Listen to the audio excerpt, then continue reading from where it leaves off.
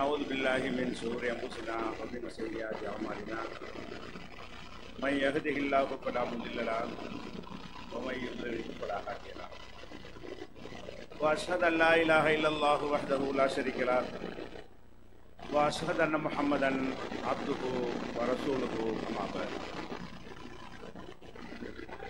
கண்ணியத்திற்குரிய எல்லாம் வல்ல அல்லாஹு ஜல்ல ஷானஹு தஆலாவின் நல்லடியார்களே, அல்லாஹுடைய பேரருளால் அவனுடைய மார்க்கத்தை அதன் தூய்மையான வடிவத்திலே அறிந்து கொள்ள வேண்டும் என்ற ஒரே நோக்கத்தோடு இந்த கொட்டும் மழையிலே கட்டுக்கடங்கா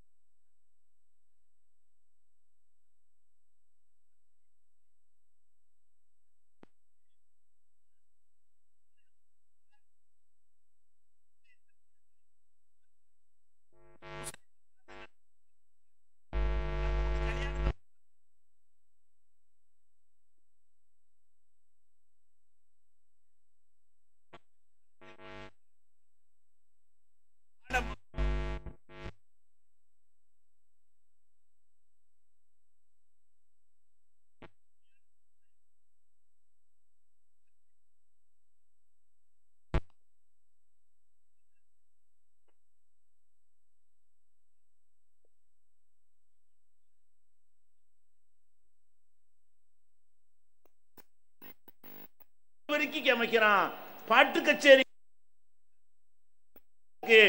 இதெல்லாம் செலவழிக்கிறார்களே, சாப்பாட்டிற்கு லட்சக்கணக்கான ரூபாய்களை வாரி வாரி கொட்டுகிறார்களே, இவ்வளவு ஆடம்பரமாக செய்வதற்கு பெயர் தான் இஸ்லாம். இஸ்லாம் என்றால் என்ன? நம்மளை விட ஆடம்பரத்தில் மிஞ்ச வேண்டும். அந்த இந்து கிறிஸ்துவ நண்பர்கள் நினைப்பார்கள், இஸ்லாம்டா என்ன? இஸ்லாம் என்று சொன்னால் இந்துக்கள் செய்கிற திருமணத்தை எல்லாம் மிஞ்சுகிற வகையில ரொம்ப ஆடம்பரமா இருக்கணும், அனாச்சாரம் பண்ணணும், வீண் விரயம் பண்ணணும், அப்படித்தான் விளங்குவார். நம்மோடு பழகக்கூடிய முஸ்லிம் அல்லாத மக்கள் நம்முடைய செயல்களை பார்த்து, நடத்தையை பார்த்து, நம்முடைய பழக்க வழக்கங்களை பார்த்து, பண்பாடுகளை பார்த்து, நம்முடைய வழிபாட்டு முறையை பார்த்து தான் இஸ்லாத்தை அறிந்து கொள்வார்கள். அதே போல முஸ்லிம் என்று சொல்கிறீர்கள், முஸ்லிம் பெண்களை எடுத்துக்கொள்ளுங்க. உங்களுக்கு எத்தனையோ முஸ்லிம் அல்லாத பெண்கள் நட்புல இருப்பார்கள், கூட படித்தவர்களாக இருப்பார்கள், பக்கத்து வீட்டு தோழிகளாக இருப்பார்கள், அடுத்த வீட்டில் குடியிருக்கக்கூடியவர்களாக இருப்பார்கள்.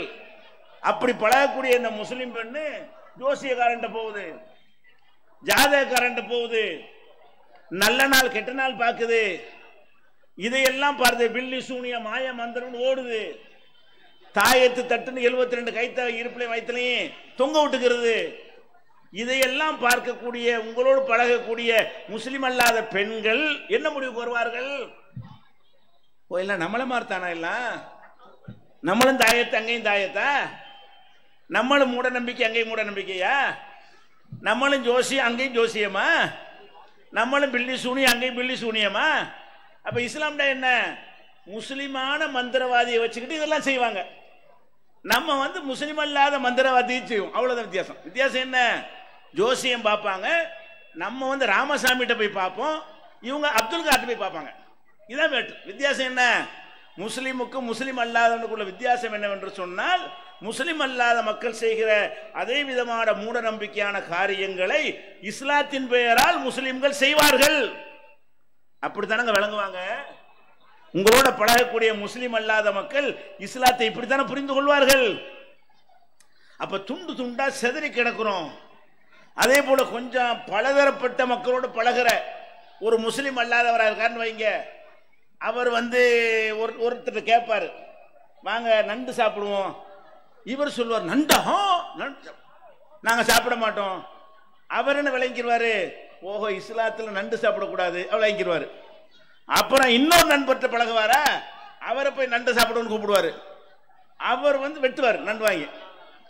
என்னடா இது, அந்த பாய் நண்டு சாப்பிட மாட்டேன்டாரு, இந்த பாய் நண்டு சாப்பிட்றாரு, இது ஒரு மார்க்கமா ரெண்டு மார்க்கமா? ரெண்டு பேரும் முஸ்லீம்ங்கிறாங்க, இவனுக்கு நண்டு கூடாதுங்கிறான், அவன் நண்டு சாப்பிடுங்கிறான். இப்ப என்ன அவர் நினைப்பாரு? நம்ம தான் 72 இருக்கவங்க விட இவங்க 7000 இருப்பாங்க, இவங்க நினைக்க மாட்டான். இவங்களுக்குள்ள இத்தனை பிரிவுகள் இருக்கு நினைக்க மாட்டான். அப்ப நீங்க அப்படி வச்சிருக்கமா இல்லையா? ஷாபிக்கு ஹலால், ஹனபிக்கு ஹராமு. அப்ப உங்களுடைய தொழுகை முறையை பார்க்கிறாரு, இவன் ஒரு மாதிரியா தொழுகிறான், அவன் ஒரு மாதிரியா தொழுகிறான். இதை பார்த்து நினைப்பாரு, இவங்கள்ட்ட ஒரு யூனிட்டி இல்ல, பேருக்கு ஒரு அல்லாங்கிறாங்க, பேருக்கு ஒரு நபின்னு சொல்றாங்க, பேருக்கு ஒரு குரான் என்று சொல்றாங்க. எந்த விதமான ஒருங்கிணைப்போ ஒற்றுமையோ யூனிட்டோ இல்லாத ஒரு செதறு தேங்காய் போன்ற ஒரு கூட்டம் இவங்க. இப்படித்தானங்க விளங்குவாங்க. அப்ப அடிப்படை என்ன? அல்லாஹ் திருமறை குர்ஆன்ல சொல்றான், அன் அகீமுத்தீன, இந்த தீனை நீங்கள், இந்த மார்க்கத்தை நீங்கள் நிலைநாட்ட வேண்டும். வலா தத்தஃபர்ரகு ஃபீஹி, இந்த மார்க்கத்தில் நீங்கள் பிரிந்து விடாதீர்கள். அல்லாஹ் குர்ஆன்ல சொல்றான், இந்த மார்க்கத்தை நிலைநாட்டனே, மார்க்கத்தில் பிரிஞ்சிடக்கூடாது. எனக்கு ஒரு மார்க்கம், உனக்கு ஒரு மார்க்கம், அப்படி ஆயிடக்கூடாது. எல்லாம் ஒத்த மார்க்கத்தில் இருங்க என்று அல்லாஹ் சொல்கிறான். அப்ப இந்தியாவில் இருக்கிற, தமிழகத்தில் இருக்கிற முஸ்லிம்கள் எல்லாம் ஒரே மார்க்கத்தில் நம்ம இருந்தால், இந்த சிறுபான்மை என்ற காரணத்திற்காக நம்ம அடக்குமுறைகளுக்கு உள்ளாகிறோமே, அது கூட இருக்காது. ஏன்? அவங்களெல்லாம் இங்க வந்துருவாங்க. இந்த இஸ்லாம் உங்களுக்கு பிடிக்கும், நீங்கள் சரியான முஸ்லிமாக வாழ்ந்தீர்களே ஆனால் அந்த இஸ்லாத்தை அவர்களுக்கு வெறுக்க முடியாது.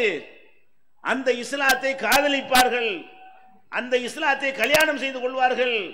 நீங்கள் மைனாரிட்டி, அந்த மாதிரியான பிரச்சனை, தொந்தரவு எதுவுமே இல்லாமல் போய்விடும். லா தகாபு வலா தஹ்சனு, கவலைப்படாதீர்கள், அஞ்சாதீர்கள். அல்லாஹ் சொல்றான், அன்துமுல் ஆலவுன இன் குன்தும் முஃமினீன், நீங்கள் மூமின்களாக இருந்தால் நீங்க தான் மேலோங்க கூடியவர்கள். நீ மூமினா இல்ல, நீ உண்மையான முஸ்லிமா இல்ல, உனக்கு என்ன மார்க்கம்? உங்க அப்பன் சொன்னதெல்லாம் மார்க்கம், உங்க பாட்டன்மார் சொன்னது உங்களுக்கு மார்க்கம், ஊர் வழக்கம் எல்லாம் உங்களுக்கு மார்க்கம். அல்லாஹ் சொன்னது மார்க்கம் இல்ல. இப்ப கேட்டு பாருங்களேன், ஏன்டா இதை செய்யற? இஸ்லாத்தின் பெயரால் எதுக்குடா பூரியாம்பாத்தியா ஓதுறன்னு கேளுங்க. இஸ்லாத்தின் பெயரால் எதுக்குடா ஹசன் ஹுசேன் நெஞ்சில் அடிச்சுக்கிற என்று கேளுங்க. இஸ்லாத்தின் பெயரால் ஏன்டா தீ மிதிக்கிறேன்னு கேளுங்க. குர்ஆன்ல இருந்து எடுத்து காட்டுவானா அவன்? இல்ல. அல்ல நபிகள் இப்படி சொன்னார்கள் காட்டுவானா? அதுவும் இல்ல. ஏன் செய்யறோம்? இப்படித்தாங்க வழக்கம். எங்க அத்தா இப்படித்தாங்க செஞ்சாரு, எங்க பாவாவுக்கு பாவா இப்படித்தாங்க செஞ்சாரு, அந்த பாவாவுக்கு பாவா இப்படித்தாங்க செஞ்சாரு. இதாங்க ஊர் வழக்கம். இது ஆதாரம்.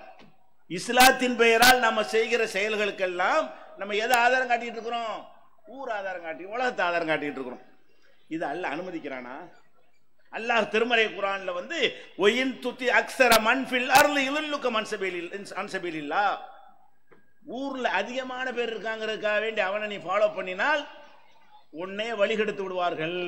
அல்லாஹ் சொல்றான் குர்ஆன்ல, பூமியில் அதிகமான மக்கள் இருக்கிறார்கள் என்பதற்காக நீங்கள் பின்பற்றுவீர்களேயானால் உங்களை வழிகெடுத்து விடுவார்கள். அதிகத்தை பார்க்காதீங்க. அதே மாதிரி வந்து அஜர்த்து, நம்ம என்ன மார்க் ஆதாரம் காட்டுறோம் பாப்பாங்க. இவங்க தௌஹீத் ஜமாத்துக்கார் பொடிப்பேலோட இருக்கிறாங்க, இப்படி தாடியா இருக்குது, நம்மள மாதிரி சட்டை போட்டுருக்கிறாங்க.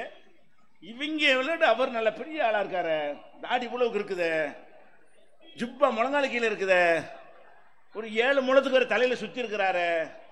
அப்ப அந்த மாதிரியான ஒரு ஆள் சொல்லும் போது நம்ம கேட்கத்தானே வேணும். எப்படி ஆதாரம்?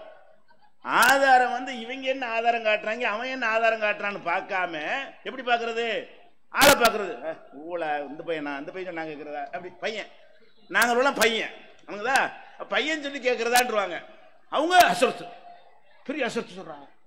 அப்ப நம்ம அந்த அசர்த்து என்கிற ஒரு தோற்றத்தை வைத்துக் கொண்டு இவ்வளவு பெரிய தலப்பா போய் சொல்லுமா, இவ்வளவு பெரிய ஜிப்பா போய் சொல்லுமா, இவ்வளவு பெரிய தாடி போய் சொல்லுமா?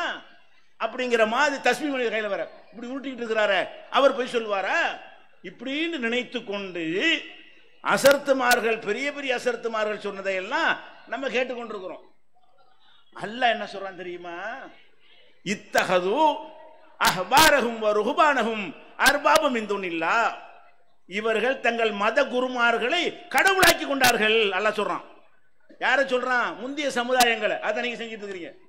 அல்லாஹ் சொல்லி காட்டுறான், இத்தஹது அஹ்பாரஹும் வ ருஹ்பானஹும் அர்பாபம் மின் துனில்லாஹ், அல்லாஹ்வை தூக்கி போட்டுவிட்டு தங்களுடைய மத குருமார்களையும் பாதிரிமார்களையும் இவங்க கடவுளாக்கி கொண்டார்கள், அவங்க சொல்வதுதான் சட்டம் என்று ஆக்கி கொண்டார்கள் சொல்லி அந்த மக்களுடைய செயலை அல்லாஹ் கண்டிக்கிறான்.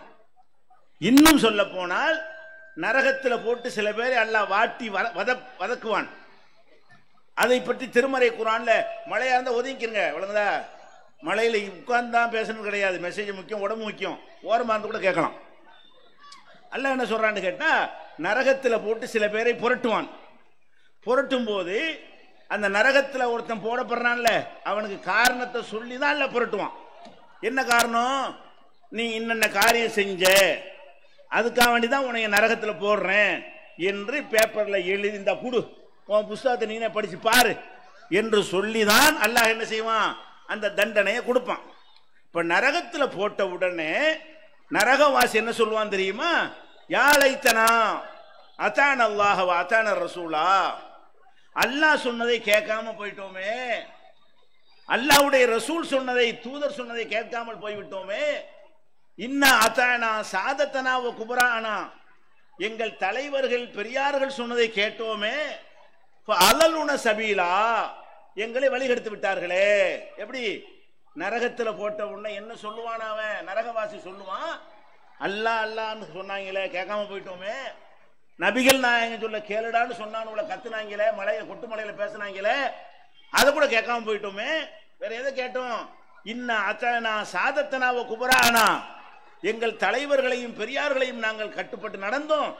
அலலுன சபீலா, எங்களை வழிகெடுத்து நாசமாக்கி எங்களை நரகத்தில் கொண்டாந்து போட்டுட்டாங்களே தலைப்பாவும் ஜிப்பாவும் அப்படின்னு சொல்லி நரகவாசிகள் புலம்புவார்கள் அப்படி நல்லா சொல்றான். அப்ப இஸ்லாத்திற்கு ஆதாரம் யாரு இல்ல?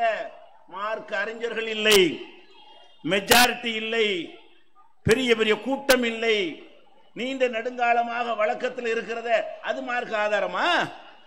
நபிகள் நாயகம் ஸல்லல்லாஹு அலைஹி வஸல்லம் அவர்களை அல்லாஹ் தூதராக அனுப்புனான்ல முதல்ல மக்காவுக்கு. அந்த மக்காவில் என்ன நடந்தது? 360 சிலையை வச்சு வணங்கினாங்க. எங்க? காபாவுல.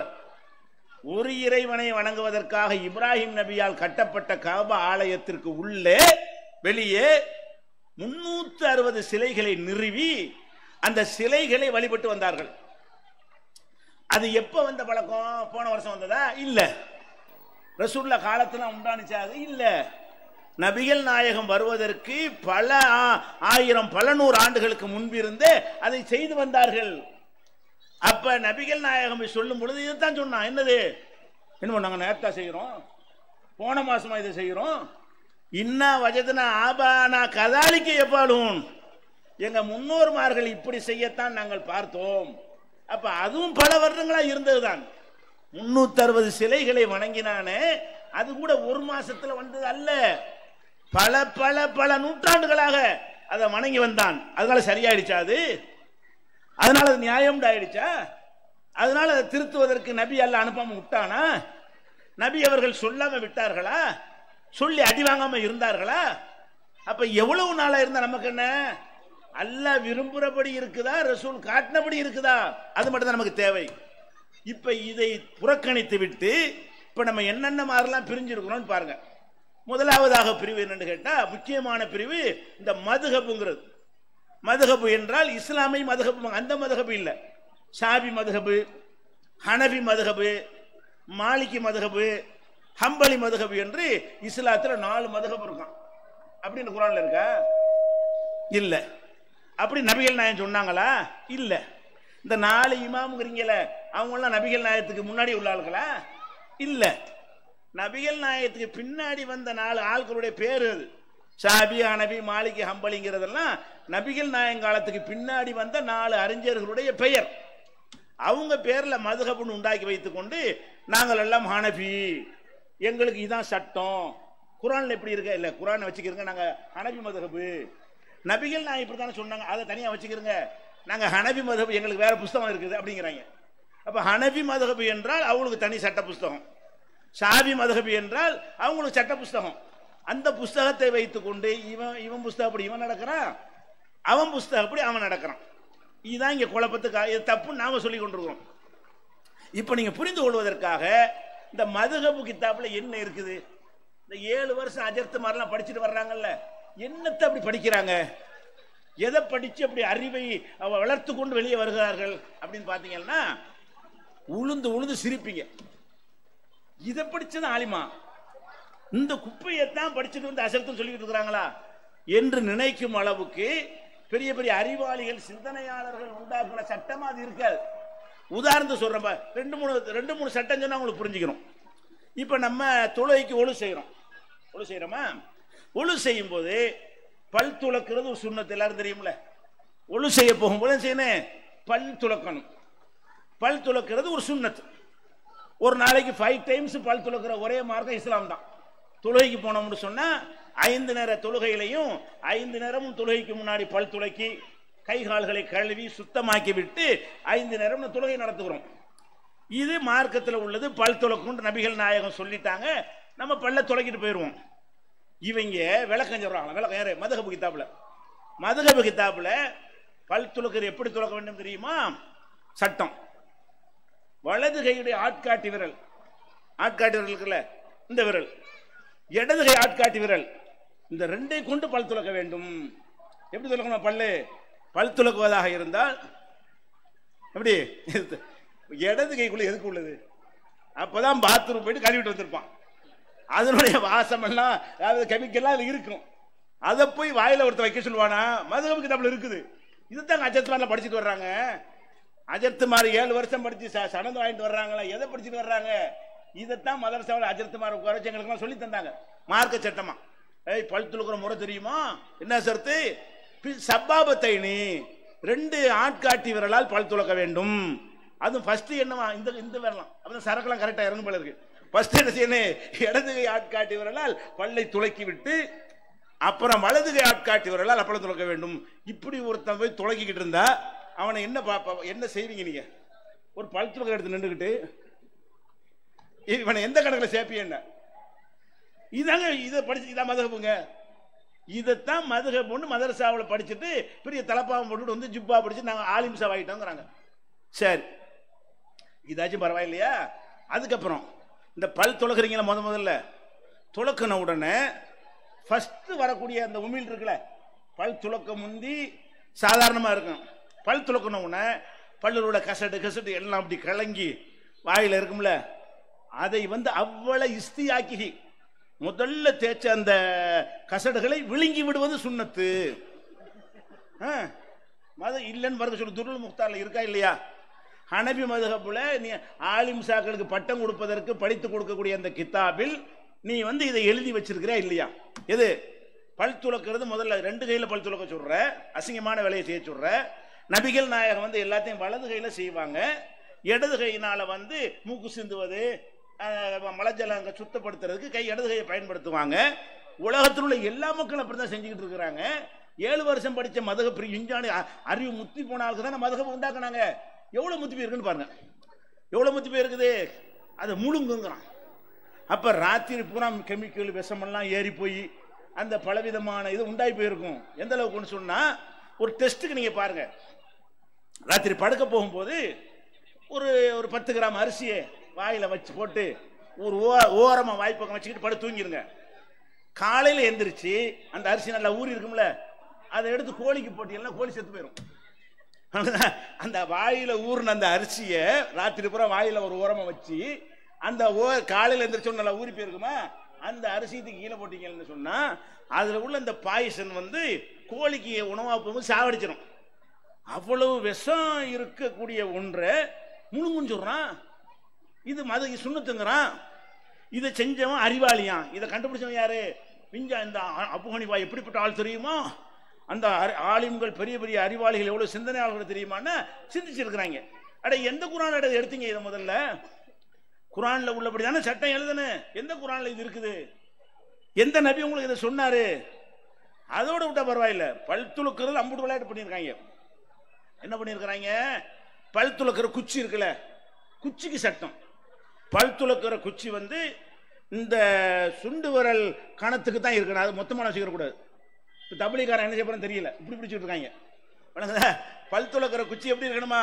சுண்டு விரல் கணத்துக்கு தான் இருக்கணுமா, ஒரு ஜான் தான் இருக்கணுமா. பிடிக்கிறதுக்கு ஒரு ஜான் சரியா வந்துடும். அப்போ ஒரு ஜான் தான் இருக்கணும். இதுக்கெல்லாம் பெரிய சட்டம். எங்க இருந்து உண்மை தெரியல, எங்க டைம் தெரியல. அது போக என்ன செய்யணும்னு கேட்டா, பல் துளக்கும் போது அந்த படுக்கை வசமாக என்ன செய்யணும், அந்த குச்சியை நட்டி வைக்கணுமா. அப்படி பல் துளைக்கிட்டு இப்படி வைக்கணும், நட்டி வச்சிடணும். படுக்கையா போட்டீங்கன்னு வைங்களேன், படுக்கையா போட்டீங்கன்னா அது உங்களுக்கு பைத்தியம் பிடிச்சிடும். ஹத்தருல் ஜுனூன், உங்களுக்கு மெண்டலா போயிருவீங்க. பல்குச்சியே படுக்கையாவோ நிக்கையோ வைக்கிறதுனால பைத்தியம் பிடிக்குது. அதுக்கு இதுக்கு என்ன சம்பந்தம்? இது எழுதணும் பைத்தியக்காரனா எப்படின்னு கேட்குறேன். இது ஆலிம்களா? இது போய் இதுக்கு நான் பின்பற்றேன்னு வெக்கமா இல்லை உங்களுக்கு? நாங்கள் ஹனபி, நான் ஷாப்பிங்கிறீங்கள, இந்த கிறுக்கு பயிரோட பின்பற்ற வெக்கப்படணுமா பெருமைப்படணுமா? இப்படியே உளறி இருக்கிறாங்க காட்டு பயிரோடு நினைக்க வேணாம். அப்ப இந்த மாதிரியான விஷயங்கள்லாம் அறிஞர்ன்றதை போர்வையெல்லாம் ட்ரெஸ் செய்யற வேலை.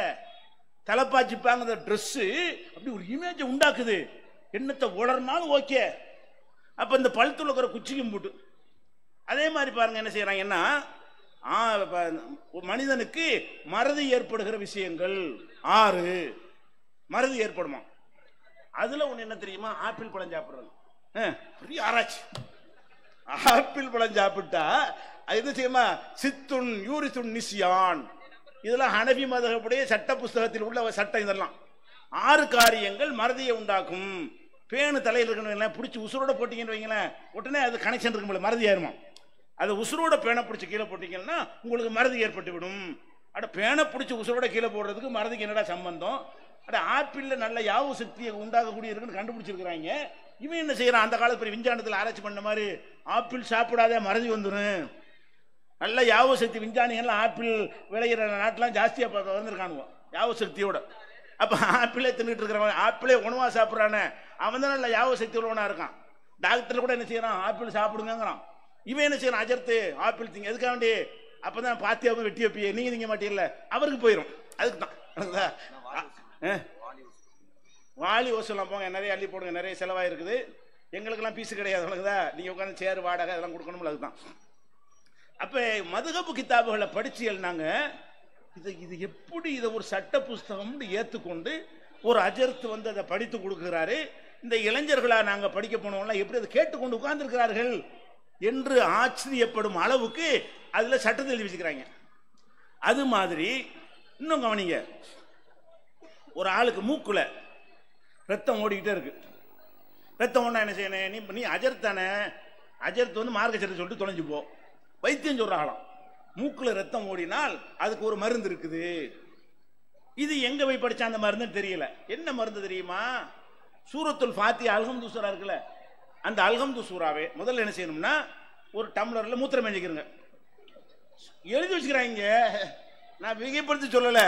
மூத்திரத்தை பேஞ்சு கொண்டு ஒரு குச்சி எடுத்து மூத்திரத்தை தொட்டு தொட்டு நெத்தியில அல்ஹம்துலில்லாஹி ரப்பில் ஆல எழுதினால் மூக்கில் ரத்தம் வடிவது நிற்கும். அட பாவிகள், அல்ஹம்துன்னா என்னடாது? அல்ஹம்துன்னா என்னது? திருக்குர்ஆனுடைய தாய். ஒவ்வொரு தொழுகையிலும் ஓதியாக வேண்டிய அல்லாஹ்வுடைய வேதம், வேதத்துக்கு தாய் அதுதான் உம்முல் குர்ஆன். நபிகள் நாயகம் ஸல்லல்லாஹு அலைஹி வஸல்லம் அவர்கள் அல்ஹம்து சூராவுக்கு வச்ச பேர் என்ன? உம்முல் குர்ஆன். குர்ஆனுக்கு அம்மா, குர்ஆனுக்கு தாய் என்று சொல்லி நபிகள் நாயகம் பாராட்டுனாங்களே. அந்த அல்ஹம்து சூராவே மூத்திரத்துல தொட்டு நெத்தில எழுதுண்டான்னா இவன் யாரா இருப்பான்? மார்க்க இதை பின்பற்றணுமா? இதுதான் எங்களை எதிர்க்கிறாங்க. அஜர்த்து மாதிரிலாம் எதிர்க்கிறாங்களே, எதுன்னு விளங்க உங்களுக்கு? எங்களை அடிக்கணும் கொலவரியோடு நிற்கிறாங்களே, என்ன காரணம்? மக்களை தூண்டி விடுறாங்களே, என்ன காரணம்? எல்லாத்தையும் போட்டு உடைக்கிறாங்க. உள்ளுக்குள்ளதான வச்சுக்கிட்டு இருந்த அம்புட்டையும் எல்லாம் வெளியே வருது, ரூபா மாதிரி போட்டு அடிக்கிறாங்க. அம்புட்டையும் ஜெயிலுக்குள்ள நடந்த அந்த அம்மா போட்டு உடைக்கிறதுல அந்த மாதிரி என்னடா பார்ப்பன அக்கிரகாரத்தில் உள்ளது வெளியே வந்த மாதிரி வந்துகிட்டு இருக்க கடுப்புல நம்ம மேல பாஞ்சு பிரான்றதுக்கு மக்களை தூண்டி விட்டு கொண்டிருக்கிறார்கள். அப்ப இது சட்டமா? குர்ஆனை பற்றி ஒருத்தன் இப்படி சிந்திப்பானா? மூத்திரத்தில் எழுதுன்னு சொல்லி. அப்ப இது வந்து மூத்திரத்தில் அல்ஹம்து சூரா எழுதுறவன் யாரா இருப்பான்? நீங்க தொழுவுறீங்க, தொழுவுறது அல்லாவுக்காக தொழுவுறோம், அல்லாவுடைய அச்சத்துக்காக தான் தொழுவுறோம். தொழுவுறது உலக நோக்கத்து தொழுவலாமா? தொழுவக்கூடாது. இப்போ தொழுவும் என்ன செய்யறோம்னா தக்பீர் கட்டிட்டோமா, ஒரு நாய் வருது, ஒரு பூனை வளர்க்க, நம்ம வளர்த்தோம்ல, நம்ம வளர்த்த பூனை வருது, வளர்த்த நாய் வருது, வளர்த்த கோழி வருதுன்னு வைங்களேன். தொழுதுட்டு இருக்கும்போது கூப்பிடுறது, நாயை கூப்பிடு, தோத்தன்னு கூப்பிடுவோம்ல, அந்த மாதிரி ஒருவன் கூப்பிட்டானே ஆனால் அதனால தொழுகை பாதிக்காது. எப்படி நம்ம இங்கே நிற்கிறோம், நம்ம வளர்த்த நாய் இங்கே நிற்குது, தக்பீர் கட்டிக்கிட்டு இப்படிங்கணும். இப்படி செய்தால் தொழுகைக்கு ஒன்றும் கேடு வராது. நாயை கூப்பிடு. அட பாவி, அல்லாஹ் தொழுகிற அல்லாஹ் முன்னாடி நிற்கிறாங்கிற மாதிரி தொழு ரசூலுல்லாஹ் சொல்றாங்க. அன் தாபுதல்லாஹ கஅன்னக தராஹு, அவனை நேரடியாக நீ பார்ப்பதை போல் அவனை வணங்க வேண்டும். அவனை நீ பார்க்காவிட்டாலும் அவன் உன்னை பார்த்து கொண்டிருக்கிறான். வாங்க சொல்றாங்களா? இந்த வாங்க முடியும்.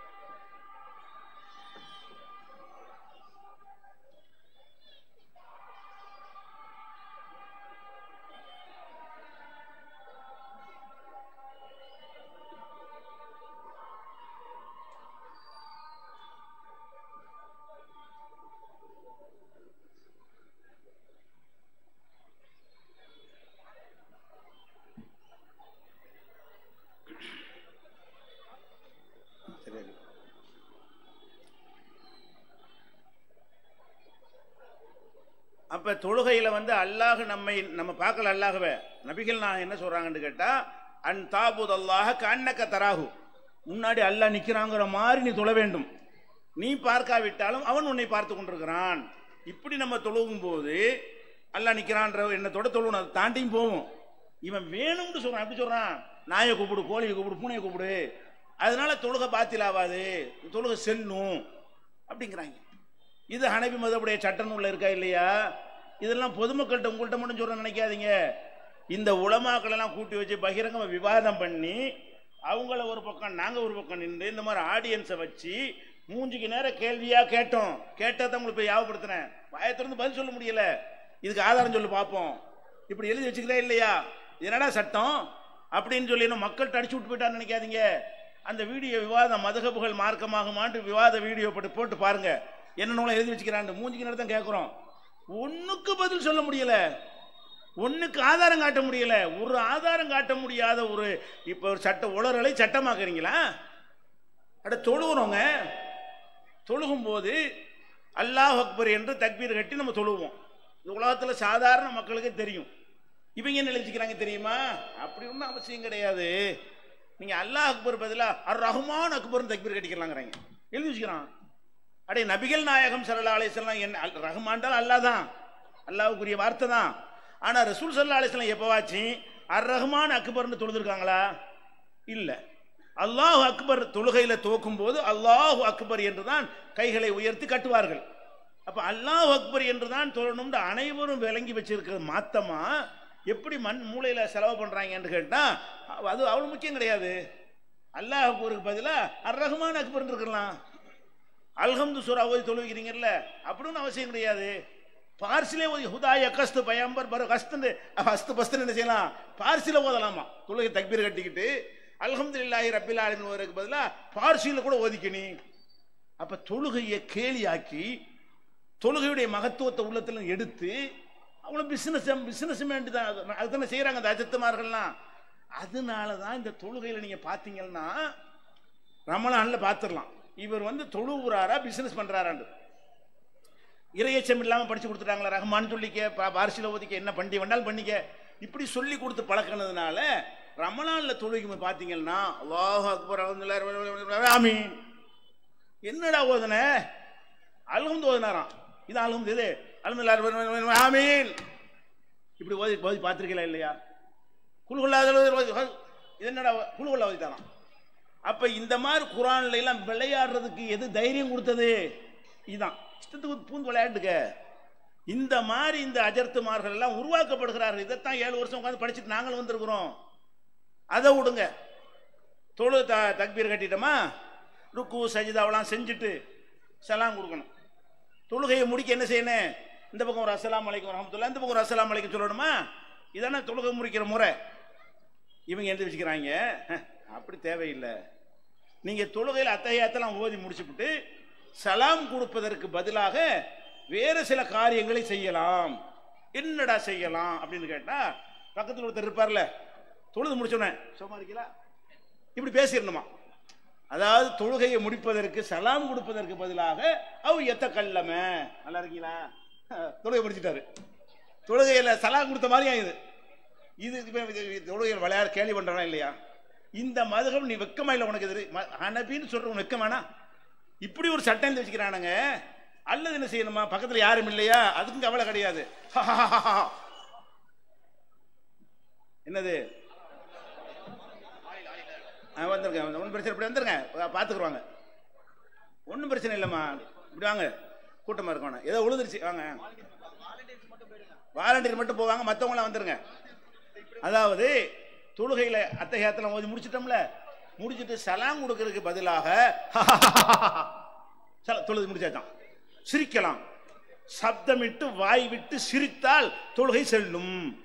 தொழுகையை முடிக்கிறதுக்கு அஸ்ஸலாமு அலைக்கும் சொல்வதற்கு பதிலாக வாய் விட்டு சிரிக்கலாம். இப்படி கூட நீ தொழுகை முடிச்சுட்டு போ, இதாச்சும் கொஞ்சம் பரவாயில்லை. அடுத்து என்ன வச்சுக்கிறான்னு கேட்டா, அவ் யுஹுதிஸ அம்தன், வேண்டுமென்றே காற்று பிரியப்படுற டர்னு எழுதி வச்சுக்கிறாங்க. மதுகப்புடைய சட்டம்ங்கிற பேர்ல இதைத்தான் இந்த அஜர்த்துமார்கள்லாம் மண்டி போட்டு 7 வருஷம் படிச்சுட்டு வந்திருக்கிறாங்க. எப்படி செய்யணுமா, அத்தையாத்துல ஓதி முடிச்சுட்டு டர்.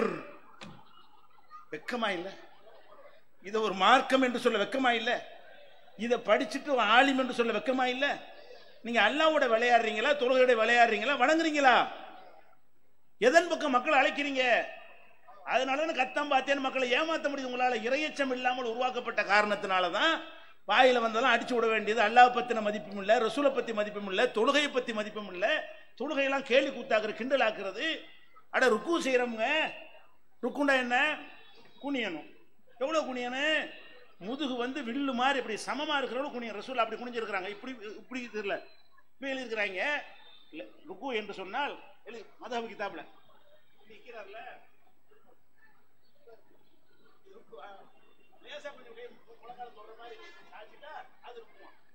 இந்த மாதிரி ருக்கு செய்கிற முறையை வந்து எழுதி வச்சுக்கிறாங்க. இதான் ருக்கு. ரசூல் அப்படி ருக்கு செஞ்சாங்க காட்டுங்க. இந்த மாதிரி சமமா நிக்கணும், இதான் ருக்குங்கிறது தொழுகையில. இப்படி செய்யறதுக்கு பதிலா அவ்வளவு வீடியோ எடுங்க. அதனால அஜத் என்ன செய்வாரு, சஜிதாவுக்கு போவாரா, அல்லாஹ்வுக்கு அல்லாஹ்வுக்கு ஒன்னும் ஓதலாம் கிடையாது, அல்லாஹ்வுக்கு அல்லாஹ்வுக்கு. அட சஜிதாவுக்கு போறியா, இல்ல சுப்ஹான ரப்பியல் அலான்னு ஓதனமே, குறைஞ்சபட்சம் 3 ஓதுனியா, 5 ஓதுனியா, 7 எத்தனை ஒன்னும் ஓத முடியாது. இப்படி தொழுகை எல்லாத்தையும் பாழாக்கி நாசமாக்கி இவங்க எழுதின சட்டத்தை ஃபாலோ பண்ணிக்கிட்டு நாங்க ஹனபி மதஹப் இதெல்லாம் இந்த தௌஹீத் ஜமாத்துக்காரன் வேணாங்கிறாங்கிறீங்களே. வேணான்னு சொன்னா என்ன சொல்றீங்க? உங்க ஊர்ல ரஜத் வர்றாரு, அஜர்த்தை பள்ளியாசல்ல இமாமா சேர்க்கணும்.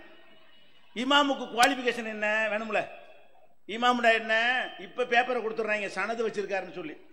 சனது இல்லாத காலம் இருந்துச்சுல, அப்ப இந்த மதஹப் சட்டப்படி என்ன செய்யணும்னு கேட்டா, ஒரு அஜர்த்து வந்தாருன்னு சொன்னா நல்லா ஓதுறாரான்னு பார்க்கணுமா. அது கரெக்ட் பார்த்துருப்போம். நல்லா ஓதுறாரு. அடுத்து என்னதுக்கு?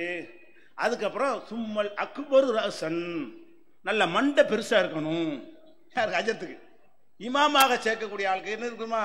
சும்மல் அக்பர், அக்பர்னா பெருசு, அல்லாஹ் அக்பர்ங்கிறீங்கல்ல, ரசன மண்டை. சும்மல் அக்பர் ரசன், நல்ல மண்டை பெருசா இருக்கணும் சூப் வைக்கிறதுக்கு.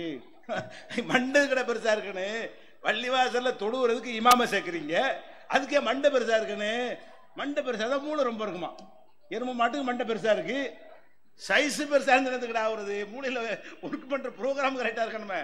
அப்ப மண்டை பெருசா இருக்கணும். அதுக்கடுத்து என்ன? சும்மல் அசுகர் உழுவன், உறுப்பு சின்னதா இருக்கணும் தெரியுங்க.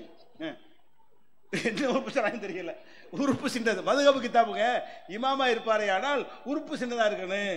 உறுப்புக்கு வேற என்னென்னமோ அர்த்தம்லாம் எழுதி வச்சுக்கிறாங்க தப்சீர்ல, அதை விட்டுருங்க. சரி, கை காலு அதை வச்சுக்கிடுவோம். இப்படி ஒருத்தன் இருந்தா இவனை வந்து நம்ம பொண்ணு கொடுப்போம். முதல்ல இத்த தண்ணி மண்டை, இத்த தண்ணி கை, சின்ன கை, இத்த தண்ணி காலு, இவனுக்கு பொண்ணு கொடுப்பீங்களா?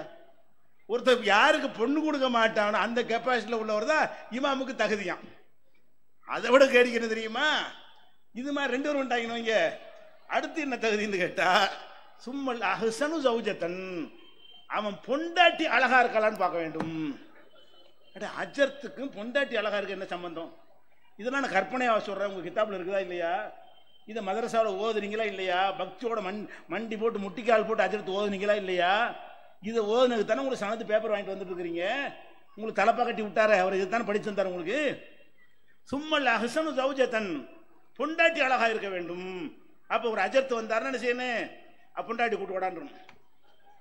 அழகா இருக்கணுமே. ஊர்ல உள்ள ஆட்களை கூப்பிட்டு வச்சு ஓட்டு போடுங்க, அழகி போட்டி நடத்தி, இவர் பொண்டாட்டி தான் பார்க்க நல்லா இருக்குது. என்னங்கடா இது? ஒரு அறிவாளி எழுதியிருக்கானா? இந்த மதுஹப்ங்கிறவனுக்கு ஒரு மூளை உள்ளவன் எழுதியிருக்கிறானா? நீ பெரிய விஞ்ஞானி அறிவாளி. இமாம்கள் எப்படிப்பட்ட தெரியுமா பில்டப் கொடுப்பாங்க. இதுதான் பில்டப். இமாம்கள் என்ன செய்யுது? ராத்திரிக்கு இஷாவுக்கு செஞ்ச ஒழுவை கொண்டு சுபு தொழுவார்கள். இஷாவுக்கு ஒழு செய்யறாங்க இல்லைங்க, அதை கொண்டு சுபு தொழுவாங்கலாம். ஒரு நாளைக்கு இல்லையா, 40 வருஷமா. அப்ப இஷாவுல இருந்து சுபு வரைக்கும் ஒண்ணுக்கு போகல, வெளிக்கு போகல, பொண்டாட்ட போகல, ஒண்ணும் இல்ல. 40 வருஷம் இஷாவுக்கு ஒழு செய்வார்ல, அது முடியாதான்.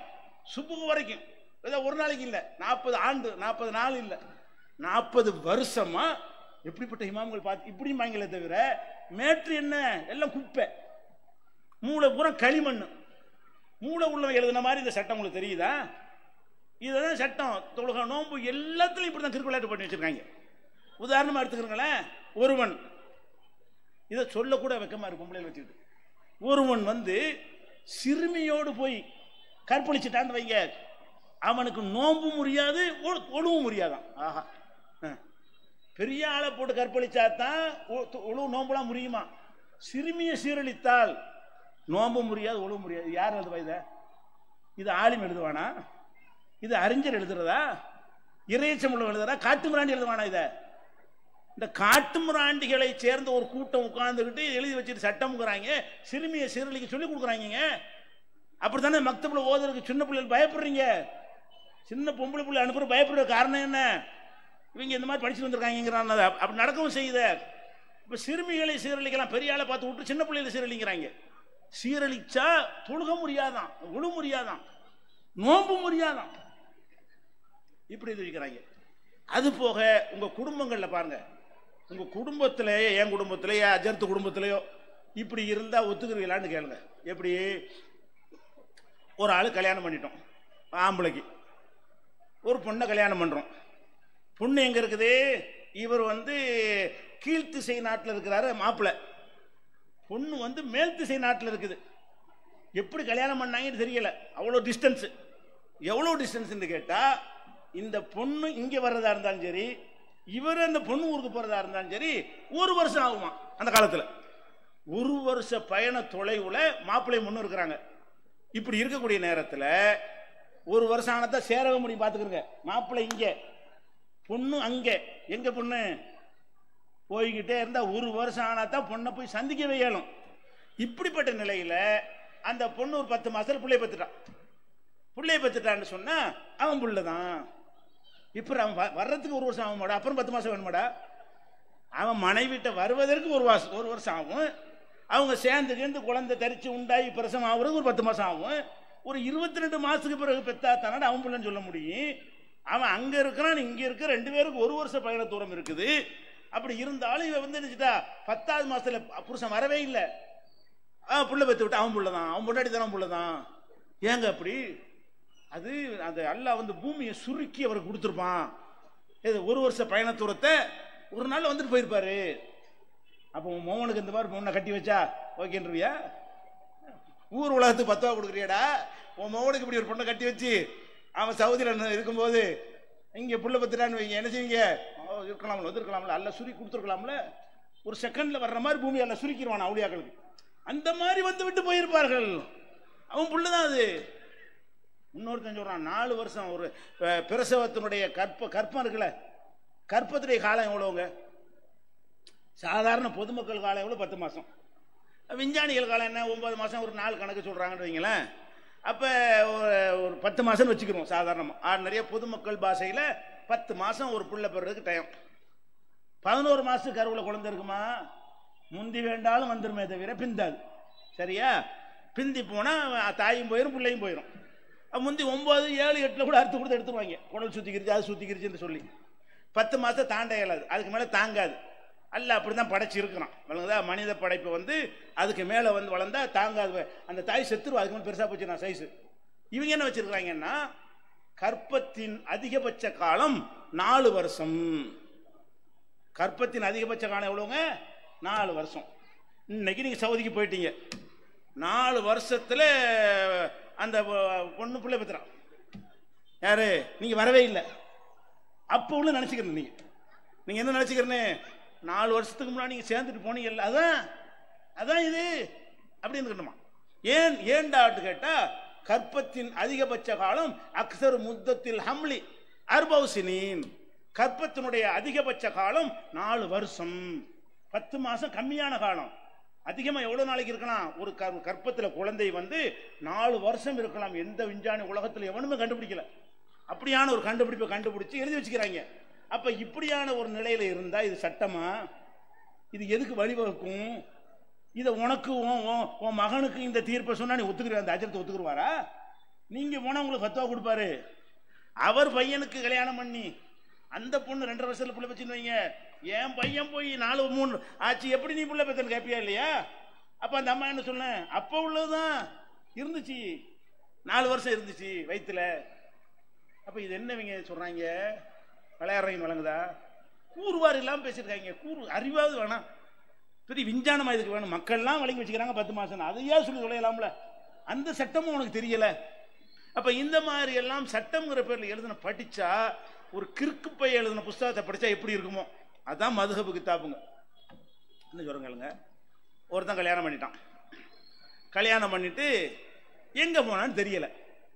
ஒரு பொண்ணை கல்யாணம் பண்ணாங்க. கல்யாணம் பண்ணிட்டு இந்த வர்றேன்னு போனான். 1 மாதம் ஆச்சு ஆளை காணாம், 2 மாதம் ஆச்சு ஆளை காணாம், 3 மாதம் 4 மாதம் ஓடிக்கிட்டே இருக்குது. வருஷம் ஆச்சு. அந்த பொம்பளை என்ன செய்வா? அவளுக்கு ஆசாபாசம் இருக்குது, அவளுக்கு உணர்வுகள் இருக்குது. இந்த பொருளாக இருந்துச்சு, மைக்காக இருந்துச்சுன்னு சொன்னால் 100 வருஷம் கூட வச்சிருக்கலாம் வர்ற வரைக்கும். இந்த மைக்குக்கு சொந்தக்காரன் போயிட்டான்னு வைங்க, இந்த மைக்கு ஒன்றும் ஆக போகிறது, பசம் போட்டு வைக்க வேண்டியதான், வந்து கிட்ட தூக்கி கொடுத்துட்டு போயிடலாம். மனுஷன் அப்படியா? அவளுக்குன்னு ஒரு உணர்வு இருக்கா இல்லையா? பெண்ணுக்கு ஆணுக்கு இருக்கிற மாதிரி அந்த பெண்ணுக்கு உணர்வுகள் இருக்கிறது. அவள் என்ன செய்ய, இந்த கணவர் வந்துடுவார், அடுத்த மாதம் வந்துடுவார், அடுத்த மாதம் எங்கே இருக்கான்னு தெரியவும் இல்லை. அதான் போனானே எங்கே இருக்கிறான் யாரும் பார்த்ததாவும் சொல்லலை, எங்கே இருக்கான்னு தெரியவும் இல்லை, தபாலும் வரல, போனும் வரல, ஒன்றும் வரல, எந்த விதமான தகவலும் இல்லாமல் ஆளை காண 1 வருஷம் 2 வருஷம் ஆயிடுச்சு. இப்போ ஹனபி மதகபில் போய் சட்டம் கேட்குறீங்க. சட்டம் கேட்டீங்கன்னா என்ன செய்யறது? இப்போ இந்த பொண்ணுக்கு இப்போ வாழ்க்கை வேணுமா இல்லையா? இந்த பொண்ணுக்கு ஒரு வாழ்க்கை வேணும் அப்படின்னா என்ன சொல்கிறாங்கன்னா, அப்போ ஒன்று செய்யுங்க, ஒரு 120 வருஷம் வெயிட் பண்ணுங்க. எத்தனை வருஷம்? 120 நாள் இல்லை, 120 வருஷம். ஏன் 120 வருஷம் ஆனால் கண்டிப்பாக செத்துருப்பான் அப்படின்னு முடிவு பண்ணி வேற கல்யாணம் பண்ணி பார்க்கலாம். இவளுக்கு கல்யாணம் பண்ணும்போது 20 வயசு, இன்னொரு 120 வருஷம் 140 வயசு கிளவியான பிறகு என்ன செய்வாங்களாம், நீ கல்யாணம் பண்ணிக்க. ஏண்டா கூமுட்டையெல்லாம் 140 வயசு யாரா வாழ முடியும்? 140 வயசுல அந்த பொண்ணுக்கு எதுக்கடா வாழ்க்கை? புருஷனை காணாண்டு கம்ப்ளைண்ட் பண்ணா நாங்கள் பிரித்து வைக்கணும்னு பண்ணி விட்டு தொலைஞ்சிட்டு போவியா? புருஷன் இருக்கும் போதே அந்த பொண்ணு வேணான்னு சொல்லலாம்ல. புருஷன் தொலைஞ்சு போன விட்டு தள்ளு. புருஷனோட வாழ்ந்துகிட்டு இருக்கிறா ஒரு பெண்ணு, அவன் குடிக்காரனா இருக்கிறான், அடிச்சு தரது பண்றான், செலவுக்கு கொடுக்க மாட்டேங்கிறான், ஆண்மை இல்லை. இப்படி எத்தனை மேட்டர்கள் இருக்கும். இதுக்கு மார்க்கம் என்ன சொல்லுது? நபிகள் நாயகம் ஸல்லல்லாஹு அலைஹி வஸல்லம் அவங்கள்ட்ட ஒரு அம்மா வர்றாங்க. அல்லாஹ்வுடைய தூதரே, என்னுடைய கணவரை நான் மார்க்க விஷயத்தில் எந்த குறையும் சொல்ல மாட்டேன், அவருடைய நற்குணத்தை நான் குறை சொல்ல மாட்டேன். மாப்பிள்ளை சொல்லுது, என் மாப்பிள்ளை இருக்காரு நல்ல குணசாலியா இருக்கிறார், அதே மாதிரி தொழுகை பார்த்து எதுலையும் குறை கிடையாது, தீனிலையும் குறை இல்லை, குணத்திலையும் குறை இல்லை. அது மட்டும் போதுமா பொம்பளைக்கு? அது மட்டும் போதுமாண்டேன், வாழ்க்கை வேணும்லங்க. ஆள் தொழுகிறார், அதெல்லாம் ஓகே, நல்ல குணம், அடிக்க மாட்டார், பேச மாட்டார், திட்ட மாட்டார், அதெல்லாம் ஓகே. அந்த அம்மா என்ன சொல்லுதுன்னு கேட்டா, இப்படி எந்த குறைவத்தை இல்லை, நான் அவரோடு இருந்தால் நான் மாறு செய்து விடுவேனோ, தீனை விட்டு நான் போய் விடுவேனோ, உலாக்கின்னி அக்ரஹுல் குஃப்ர பில் இஸ்லாம், இஸ்லாத்தில் இருந்து கொண்டே குஃப்ரை செய்து விடுவேனோ என்று பயப்படுகிறேன். அப்படின்னா என்ன அர்த்தம்? அவர்கிட்ட ஆண்மை இல்லை, அவற்றையோட நான் இருந்தா நான் தவறாக போய் விடுவேன், தப்பு செய்து விடுவேன், இஸ்லாத்தில் இருந்து கொண்டே அந்த தப்பு செய்கிற நிலைக்கு நான் ஆளாகி விடுவேன் என்று நபிகள் நாயகம் ஸல்லல்லாஹு அலைஹி வஸல்லம் அவங்கள்ட்ட அந்த அம்மா முறையிடுறாங்க. அப்படியா? அப்புறம்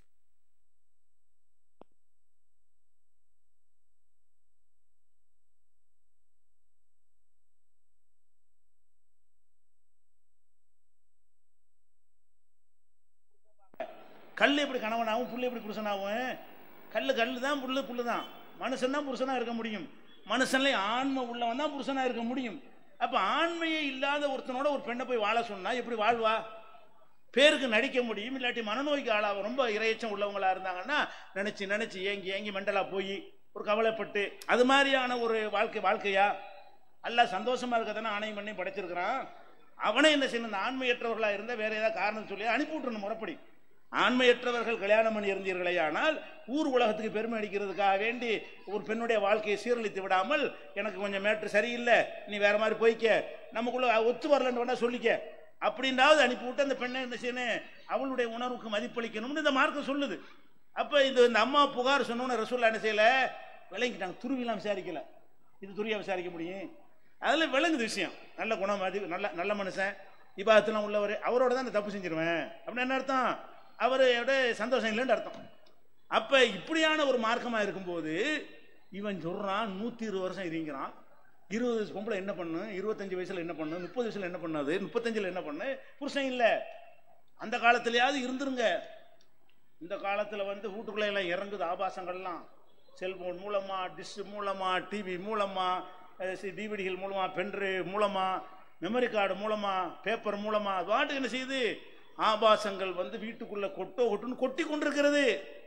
ரோட்டில் நடக்க முடியல, போஸ்டரை பார்த்தா ஒரு மாதிரியான எண்ணங்கள் வருது, ஒரு பேச முடியலை, எல்லாமே ஒரு நாடகம்னு பார்த்தா அதில் ஆபாசமாக இருக்குது. இந்த டிவி முசீபத்தை வேணாம் நியூஸ் பார்க்க போனால் அதில் இடையில என்ன செய்யறானு மறுபடியும் இடையில வரக்கூடிய காட்சிகள் இந்த மனுஷனை தடம்புரலை செய்ய தடுமாற வைக்குது. இப்படியான ஒரு காலத்தில் உட்கார்ந்துக்கிட்டு 120 வருஷம் வெயிட் பண்ணுமாண்டா என்னடா அர்த்தம்? என்ன மார்க்கம் இது? யார் வீட்டு மார்க்கத்தில் யார் விளையாடுறீங்க? இது கோவம் வருது எங்களுக்கு. எப்படிப்பட்ட அல்லாஹ்வுடைய மார்க்கம் உலகமே உயர்ந்து போற்றுது இஸ்லாமிய சட்டத்தை. இத்தனை நூற்றாண்டுகளாயும் கூட பெண்களுக்கு விவாகரத்து உரிமை இப்பதான் கொடுக்குறான். 1400 வருஷத்துக்கு முன்னாடியே பெண்கள்டா யார் என்று படைச்சவனுக்கு தெரியும். அவனுடைய மார்க்கமா இருக்கிறதுனால அவளுக்கு விவாகரத்து உரிமை கொடுத்த ஒரு மார்க்கத்தில் என்ன பண்றாங்க? கிடையாதுங்கிறான். இல்லைங்கிறது தானே அர்த்தம் இருக்கு. 120 வருஷத்துக்கு பிறகுதான் அவன் செத்துதான் முடிவு பண்ணி வேற கல்யாணம் பண்ணிக்கிறான். என்னங்க அர்த்தம்? உனக்கு இல்லை, வாழ்க்கை இல்லைன்னு அர்த்தம். அதுல ஒரு ஆள் இறக்கப்படுற ஆள் இருக்கார் போல இருக்கு. அவர் என்ன செய்யறாரு? 120 ரொம்ப அநியாயமா இருக்கு, 90ங்க.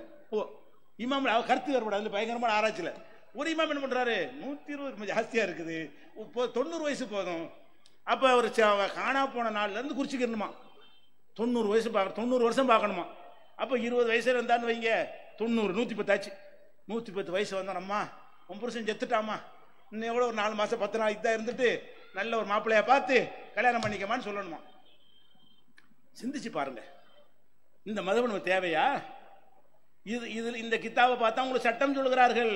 மேராஜுனும் பொய், பராத்துனும் பொய், அது கத்தம் எழுதி குடி, 3ஆம் பாத்தியா ஓது, இதெல்லாம் எங்கேருந்து வருது? இந்த குப்பையில தான் இருக்கு.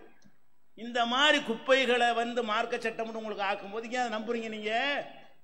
அட விவாகரத்து, ஆணும் பெண்ணுடைய விவாகரத்தை எடுத்தா கூட எப்படி பண்றாங்க? ஒரு புருஷனுக்கு பொண்டாட்டியே பிடிக்கல, இன்னைக்கு காரி துப்புறாங்க. எல்லாரும் விமர்சிக்கிறான்ல தலாக்கை பத்தி, முத்தலாக்குன்னு எல்லாரும் பேசுறோம் ஆக்கிவிட்டாங்க. அது என்ன மேட்டுறது? இவங்க உண்டாக்குனது அது. இந்த மதுஹப்னால தான் வந்தது இழிவு. இஸ்லாத்துல தலாக்குண்டா என்ன? நல்லா கவனிங்க. ஒரு ஆண் இருக்கான், ஒரு பெண் இருக்கான். ஆணுக்கு பெண்ணுக்கு ஆணை பிடிக்காத மாதிரி ஆணுக்கு பிடிக்காம போகும்ல, ஆம்பளைக்கு பெண்ணை பிடிக்காம போயிடும். பல காரணங்கள் இருக்கலாம். அவ கெட்ட நடத்த இருக்கலாம், அது பிடிக்காது. அல்லது வேற வேற காரணங்கள், இல்லறதுக்கு தகுதியற்றவளா இருப்பா, அதனால பிடிக்காது. அல்லது ரொம்ப டார்ச்சர் பண்ணி டீ போட்டு கடை டீக்கெல்லாம் குடிச்சிட்டு போ அப்படின்னு சொல்றது. இந்த மாதிரி எல்லாம் ஒரு ஏதோ இத்தனை நடந்திருக்கும் உள்ளுக்குள்ள. அந்த மாதிரியாக ஒரு பாதிக்கப்பட்டு ஒரு புருஷனுக்கு பொண்டாட்டி பிடிக்காம போயிடும். பிடிக்காட்டி என்ன? அதெல்லாம் முடியாது, கல்லானாலும் கடாம அப்படி சொல்ல முடியுமா? முடியாது. என்ன மண்ணெண்ணெய் ஊற்றி கொளுத்தி விட்டு ஸ்டவ் எடுத்து செத்தாண்டு போட்டுருவாங்க. பேப்பரில் தான் வருது. பொண்டாட்டியை பிடிக்கலன்னா என்ன செய்வாங்கன்னு கேட்டா பேப்பரில் வருதுல, ஸ்டவ் எடுத்து இளம்பெண் சாவு. கிளவிலாம் சாவே மாட்டான், எல்லாம் இளம்பெண்ணா பார்த்து சாவுவா. இதில் ஸ்டவ் அடிக்கிறது. கிளவியாவது ஒன்று கிடக்க ஒன்று பற்ற வச்சு செத்து போயிட்டா அர்த்தம் இருக்குது.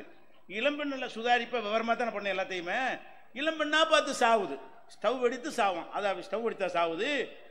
இந்த விவாகரத்து சட்டத்தை கஷ்டமாக்கி வச்ச காரணத்தினால புருஷன்களால் கொல்லப்படுற மனைவிமார்களுக்கு தான் இந்த செய்தி.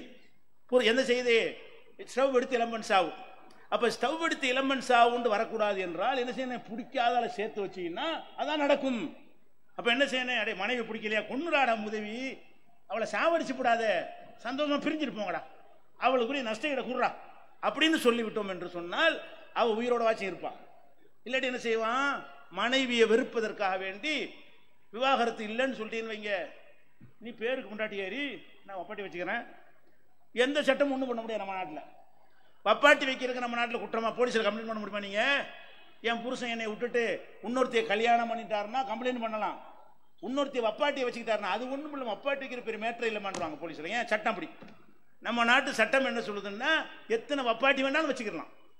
அப்ப என்ன செய்வான்? பேருக்கு மனைவி வைத்துக்கொண்டு விவாகரத்து பண்ண விடமாட்டேங்கிறீங்கள, உன்னையோட வாழவும் மாட்டேன், உன்னைய வேற வாழ்க்கை தேர்ந்தெடுக்க விட மாட்டேன், நான் ஏன் சுகத்துக்கு ஒரு வப்பாட்டி வச்சுக்கிறேன் அப்படின்னு போயிடக்கூடாது என்று சொன்னால் விவாகரத்து உரிமை இருக்கணும். பொம்பளை அதை பண்ணுவா. பொம்பளைக்கு இந்த ஆம்பளை பிடிக்கலன்னு வைங்க, இவனால எந்த சந்தோஷம் இல்லை, விட மாட்டேங்கிறான்னு வைங்க, அவளுக்கு இவனுக்கு ஸ்டவ் அடிக்கிற மாதிரி அவளுக்கு 2 மாத்திரையை உணவுல ஏதாவது போட்டா முடிஞ்சு வச்சுக்கத. அவள்கிட்ட ஒரு செக்ஷன் இருக்குல்ல, சமையல் இருக்குதுல்ல, என்ன தேவைப்பட்டு கலந்து விட்டு போடா நான் ஏன் காலி பண்ணிட்டு போயிட்டா என்ன பண்றது? கூடி கேட்டி பிரிஞ்சுட்டு போங்க. என்ன அல்லா ஏற்படுத்தின உறவா? அல்லா ஏற்படுத்தின அண்ணன் தம்பி இதெல்லாம் அல்லா ஏற்படுத்தினது. தந்தை மகன் அல்லா ஏற்படுத்தினது. பேரன் பேத்தி அல்லா ஏற்படுத்தினது. புருஷன் பொண்டாட்டி மனுஷன் ஏற்படுத்திக்கிட்டது. மனுஷன் ஏற்படுத்தின ஒரு அக்ரிமெண்ட், ஒப்பந்தம். இந்த உறவுகள் எல்லாம் கரெக்டா இருக்கிற வரைக்கும் தான் வண்டி ஓடும். எங்க அண்ணன் இல்லை தம்பி இல்லைன்னு சொல்லிட முடியுமா உங்களால? எங்க வாப்பா சரியில்லை, நான் வேற வாப்பா மாத்திக்கிற முடியுமா உங்களுக்கு? என் தகப்பனார் சரியில்லை, இன்னிலிருந்து இவர் தான் என் தகப்பனார் செருப்பு கட்டி அம்பிட்டு அடிப்பாங்க. அப்போ அப்பனை மாற்ற முடியாது, ஆத்தாவை மாற்ற முடியாது, புருஷன் முண்டாட்டியை மாற்றலாம். ஏன்னா நம்ம உண்டாக்குன உறவு. அப்போ நம்ம உண்டாக்குன உறவாக இருக்கிறதுனால எல்லாம் சரியா வந்தா போங்க, சரியா வரடி பிரிஞ்சுக்கிறீங்கன்ற. இன்னும் சொல்ல போனா சில பெண்கள் என்ன பண்றாங்கன்னா, விவாகரத்து கொடுக்கலன்னு சொன்ன உடனே கள்ளக்காதலனோட கான்டாக்ட் வச்சுக்கிட்டு என்னை விட்டு விண்ணும் இல்லையே தப்பா இருக்க நாள் அவனோட சேர்ந்து போட்டு தள்ளிடுறாள். பேப்பர்ல வருது, கள்ளக்காதலனோடு சேர்ந்து கணவனை கொன்ற மனைவி கைது. ஏன் கொன்றா? பிரியறதுக்கு வழி இருந்தா கொள்ளுவாளவ. பிரியறது கௌரவமான வழி இருந்தா புருஷன் பிடிக்கல போப்பா, நான் வேலையை பார்த்துட்டு போறேன், நீ உன் வேலையை பார்த்துட்டு போப்பாண்டா. அவன் ஏன் கொள்றா? அவனை முறைப்படி கல்யாணம் பண்ணிட்டு போயிடுவாள. அவனோட சேர்ந்து கொண்டு கள்ள ஊற வைத்துக் கொண்டு புருஷனை கொள்ற தேவை ஏற்படுமா? இப்படி விவாகரத்து ஆண்களுக்கும் பெண்களுக்கும் இஸ்லாம் கொடுத்திருக்கிறது. அது எப்படி கொடுத்திருக்கு தெரியுமா? புருஷனுக்கு பொண்டாட்டி பிடிக்கலன்னு வைங்க, உண்டாகிட்டா 3 சான்ஸ் கொடுக்குது. 3 சான்ஸ். என்ன 3 சான்ஸு? முதல்ல அறிவுரை சொல்லணும், அப்புறம் சேர்த்து வைக்க முயற்சி பண்ணணும், எல்லாம் செஞ்சு பார்த்துருவோம். ஒன்றுக்கும் சரி வரலன்ற உடனே ஒரு தலாக்கு, உன்னை விவாகரத்து செய்கிறேன், 2 சாட்சி வச்சுக்கணும். சாட்சி வைக்கிறதுக்குன்னு கேட்டால் கோவத்தில் சொல்லுவான்ல, அது மாதிரி சொல்றது தவிர்த்துரும். சாட்சின்னு என்ன செய்வான், ஆட்களை தேடிட்டு வரவர்கள் மனசு மாறிடும், கொடுக்க மாட்டான், தலாக்கு விட மாட்டான். சாட்சி வைக்க சொல்றது எதுக்குன்னா ஆத்திரத்தில் சொல்லிடுவான்னு வைங்களா, செல்லாதது அப்படின்னு சொன்னா தான் சாட்சி வேணுமே, நீங்க வாங்க போனா அதுக்கெல்லாம் மனசு மாறிடும். என்னத்துக்கு போட்டு அவசரப்பட்டமே, தலாக்கு விட மாட்டான். அது தலாக்கு விடக்கூடாதுங்கிறதுக்காக வேண்டி எல்லாம் என்ன செய்யறான்னு கேட்டா 2 சாட்சியை உட்கார வச்சு தான் நீ சொல்லணும் அப்படின்ட்டான். அப்ப அந்த தலாக்கு பெரும்பாலும் நிப்பாட்டப்பட்டுரும். சரி, ஒரு தலாக்குன்னு சொல்லியாச்சு. சொன்ன உடனே அவங்க பிரிஞ்சிருவாங்களா? பிரிய மாட்டாங்க. ஒரு தலாக்குன்னு சொன்ன பிறகு 3 மாத விடாய் அந்த பெண்ணுக்கு வர்ற வரைக்கும், 3 மாசம் நம்ம புரிஞ்சுக்கிறதுக்காக வச்சுக்கிறோம். 3 மாத விடாய் என்பது 3.5 மாசமும் வரலாம், 2.5 மாசமும் வரலாம். அந்த 3 மாசம் ஒரு புரிஞ்சுக்கிற கணக்கில் வச்சுக்கிறோம். 3 மாத காலம் வரைக்கும் அந்த மனைவி இவன் வீட்டில் தான் இருக்க வேண்டும். எதுக்கு இந்த சட்டம்? இப்படியே சேர்ந்து துளைங்கிறாங்கிறதுக்கு. அல்ல என்ன செய்யறான், டைவர்ஸ் ஆன பிறகு அல்ல என்ன செய்யறான், நீ உங்க அப்பா வீட்டுக்கு போ, நீ உன் வீட்டுக்கு போ, படி ஏறக்கூடாது அப்படிலாம் சொல்லணும். கோர்ட்ல அப்படித்தானே சொல்றான், விவாகரத்துன்னா எல்லாம் பிடிச்சி போ. அந்த விளையாட்டு இஸ்லாத்தில் தலாக்கில் கிடையாது. விவாகரத்துக்கு பிறகு இஸ்லாம் என்ன சொல்லுதுன்னு கேட்டா, கணவன்மார்கள் தான் அந்த 3 மாத காலத்திற்கு, மாதவிடாய் காலத்திற்கு என்ன செய்யணும், உணவு உடை எல்லாம் கொடுக்கணும், அவளோடு தான் இருக்க வேண்டும். அப்படி இருக்கும்போது அந்த 3 மாசத்துக்குள்ள மனசு மாறி தப்பு பண்ணிட்டோமே அப்படி நினைச்சு நம்ம சேர்ந்துக்குருவோம்னு சேர்ந்துட்டாங்கன்னு வைங்க, மேட்ரு ஓவர், சேர்ந்துக்கலாம். தலாக்கும் சொல்லிவிட்டு 3 மாத காலம் தங்கி இருக்கும் பொழுது எதுக்கு அந்த 3 மாசத்துல அவ பிரிவு இவனுக்கு தெரியும், இவனுடைய பிரிவு அவளுக்கு தெரியும், 2 பேரும் ஒருத்தருக்கு ஒருத்தர் எவ்வளவு இம்பார்ட்டன்ட் முக்கியமா இருக்கிறோம்னு விளங்கும். அப்படி விளங்கி சேர்ந்து கொள்ள மாட்டார்களா? படைச்சவன் இறைவன் யோசிக்கிறான், மனுஷன் சட்டத்தில் யோசிக்க மாட்டாங்க. அல்லாஹ்வுடைய சட்டமா இருக்கிறதுனால எப்படியாவது சேரட்டும்ங்கிறதுக்காக வேண்டி அங்கேயே உட்கார வச்சு 3 மாசம் டைம் கொடுத்து 3 மாத விடாய்க்குள்ள சும்மா சேர்ந்துக்கிறலாம். கல்யாணம் பண்ண வேண்டிய சும்மா சேர்ந்துக்கிற வேண்டியது, அவ்வளவுதான், முடிஞ்சு வச்சுக்கத. ஒரு தலாக்காச்சு. இதுக்கப்புறம் சேர்ந்து வாழ்ந்துக்கிட்டே இருக்கிறாங்க. வாழ்ந்துக்கிட்டே இருக்கையில் மறுபடியும் ஒரு 5 வருஷத்துக்கு பிறகு 3 வருஷம் மறு பஞ்சாயத்து வருது. மறுபடியும் எல்லா அட்வைஸும் சரியா வரல. அப்போ ஒரு தடவை தலாக்குங்கிறான். 2-3 வருஷம் வாழ்ந்துட்டு 4 வருஷம் வாழ்ந்துட்டு தலாக்குங்கிறான்னு வைங்க. அப்போ இதே மாதிரி சான்ஸு 3 மாசத்துக்கு வை, உன்னோட வச்சுக்க, உன் வீட்டில் வை, அப்புறமேல 3 மாதத்துக்குள்ள சேர்ந்துக்க அப்படின்னு சொல்லுது. இதுக்கப்புறம் சேர்ந்து வாழ்ந்துட்டு இருக்கிறாங்க. அதுக்கு பிறகு ஒரு காலகட்டத்தில் மறுபடியும் பிரச்சனை ஆகுது அவங்களுக்குள்ள. அப்ப தலாக்குன்னா முடிச்சு, அவ்வளவுதான். இதான் 3 தலாக்கு என்பது. 3வது தடவை இந்த தலாக்குன்னு சொல்லிட்டேன்னா, இந்த விளையாட்ட தலாக்குன்னா யோசிச்சு சொல்ல வேண்டிய ஒரு விஷயம். முதல் 2 சொன்னா ஓகே, 3வது சொன்னேன்னு சொன்னா முடிஞ்சிச்சு, அவளை தனியாக அனுப்பி விட்டுரு, நீ புருஷன் பொண்டாட்டி இல்லை அப்படின்னு மொத்தமா பிரிச்சு விட்டுருது. இதுல இந்த முதல் தடவை தலாக்கு விடுறான்ல, 2வது தடவை தலாக்கு விடுறான்ல, இந்த டைம்ல 3 மாசத்துக்குள்ள சேர்ந்து கொள்ளலாம்னு சட்டம் இருக்குது. 3 மாசம் கடந்துட்டா என்ன, தலாக்கு விட்டாச்சு, ஒரு தலாக்கு, 3 மாசம் தாண்டி போச்சு, சேரல, அவ அம்மா வீட்டுக்கு போயிட்டா, இவன் வீட்டில் இருந்துகிட்டு இருக்கிறான். ஒரு வருஷம் கழிச்சு யோசிச்சு பார்க்கறான், நல்ல ஒரு மனைவியை தேவையில்லாமல் நம்ம புண்படுத்திட்டோமே. அவளும் யோசிச்சு பார்க்குறா, புருஷனை தேவையில்லாமல் மன கஷ்டத்தை உண்டாக்கிட்டோமே. அப்படி உணர்ந்து நம்ம சேருவோமே 2 பேரும் நினைச்சாங்கன்னு வைங்க, கல்யாணத்தின் மூலம் சேர்ந்துக்கலாம். அப்பவும் விவாகரத்தெல்லாம் முடிஞ்சு உன் வேலையை நீ பார்த்துக்கிட்டு போ, என் வேலையை நான் பார்த்துக்கிட்டு போறேன்னு பிரிஞ்சாலும், முதல் தலாக்காக இருந்தால், இரண்டாவது தலாக்காக இருந்தால் 5 வருஷம் கழிச்சாலும் சரி, ரெண்டு பேரும் என்ன செய்யறாங்க, நம்ம சேர்ந்துக்கிறோம்னு சொன்னா முறைப்படி மகரை கொடுத்து கல்யாணம் பண்ணி, புது கல்யாணம் மாதிரி புதுசாக அவங்க ரெண்டு பேருமே தன்னை விரும்பினார்களே ஆனால் கல்யாணம் பண்ணி கொள்ளலாம். எவ்வளவு அழகான சட்டம் பார்த்தீங்களா? இதை என்ன பண்ணியிருக்கிறாங்க, ஹதீஸில் அப்படித்தான் இருக்குது. நபிகள் நாயகம் ஸல்லல்லாஹு அலைஹி வஸல்லமுடைய காலத்திலையும் அபூபக்கருடைய காலத்திலையும் உமர் ரலியல்லாஹுடைய ஆட்சியின் முதல் 2 ஆண்டுகளிலும் 3 தலாக் என்று ஒரு தடவை ஒருத்தன் சொன்னால், 3 தலாக் எப்படின்னு உங்கள்கிட்ட சொல்லிட்டேன், 3 தலாக் ஒன்னாலும் சொல்ல முடியாது, ஒரு தலாக்கு தான். அப்புறம் ஒன்னா உட்கார்ந்து இருக்கணும், சேர வாய்ப்பு இருக்கான்னு பார்க்கணும், இல்லாட்டி அப்படி விட்டுற வேண்டியதான், போய்க்கிற வேண்டியதான். 3 விட்டுத்தான் பிரியணும் அவசியம் கிடையாது. ஒரு தலாக்கிலே பிரிஞ்சிட்டார்களே ஆனாலும் அந்த பெண் வேற கல்யாணம் பண்ணிக்கலாம், விரும்பினா இவனை பண்ணிக்கொள்ளலாம். 3 கூட்டணும்னு அவசியம்லாம் கிடையாது. இப்படியான ஒரு சட்டத்தில் என்ன செய்யறாங்க, மதுகபில் என்ன செய்யறாங்கன்னு கேட்டா, மனைவியை கூப்பிடுறது, தலாக் தலாக் தலாக் முடிஞ்சு ஓட ஓட முத்தலாக். இது பேர் என்னது, 3 தலாக் விட்டாராம். அல்ல தலாக் தலாக் தலாக்னு ஒரே நேரத்தில் 3ன்னு சொல்லிவிட்டு 3வது தடவை தலாக்கு விட்டால் எல்லாம் முடிஞ்சு போச்சு பாருங்க. அப்படி ஆக்கி விட்டு சேரவேளம் ஆக்கி விடுறாங்க. இதைத்தான் எல்லாம் கொடுமைங்கிறான். எல்லாம் கொடுமைன்னு பேப்பருக்காரன், டிவிக்காரன், மோடியிலேருந்து பாடியிலேருந்து 50 பேர் பேசுறான். எதை பேசுறான், முத்தலாக்கு சரியா நிற்கிறான். முத்தலாக்கு மார்க்கத்தில் இல்லை, இந்த கிறுக்கு பயிர்கள்ட்ட இருக்குது. எங்க மார்க்கத்தில் இல்லை, எங்க குரான்ல இல்லை, எங்க நபியுடைய வழிகாட்டுதலில் இல்லை. அப்ப நபிகள் நாயகம் காலத்தில் ஒருத்தன் பொண்டாட்டியை பார்த்து முத்தலாக் என்று சொன்னால் ஒரு தலாக்ன்றது அர்த்தம். நல்லா விளங்கிருங்க. நபிகள் நாயகம் காலத்தில் மனைவியை பார்த்து தலாக் தலாக் தலாக்குங்கிறான், ஒரு சான்ஸை பயன்படுத்தி இருக்கிறாய்.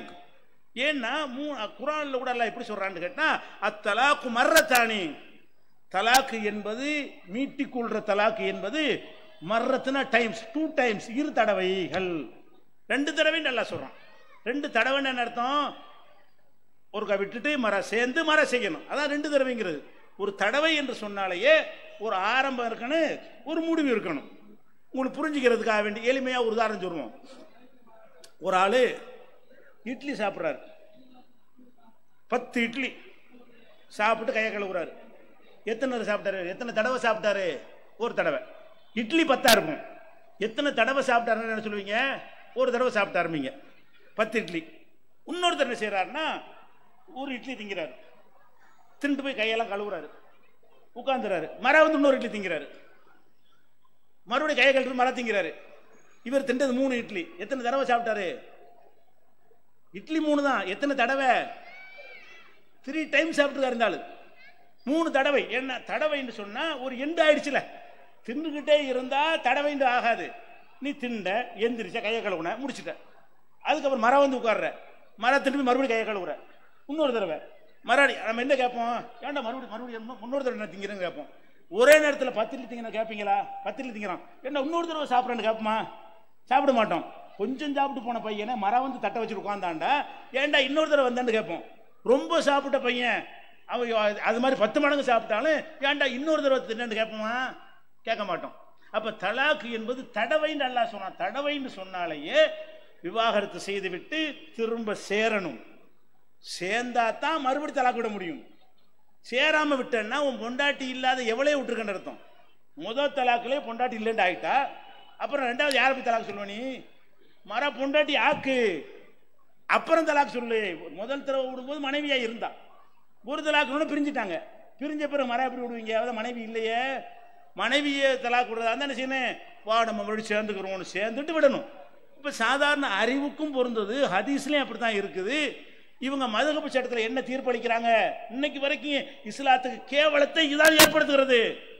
இன்னைக்கு நாடு பூரா விவாத பொருளாகிட்டு இருக்கிற தலாக்கு விஷயம், அந்த இழிவை ஏற்படுத்தியது மதுஹப்புகள்.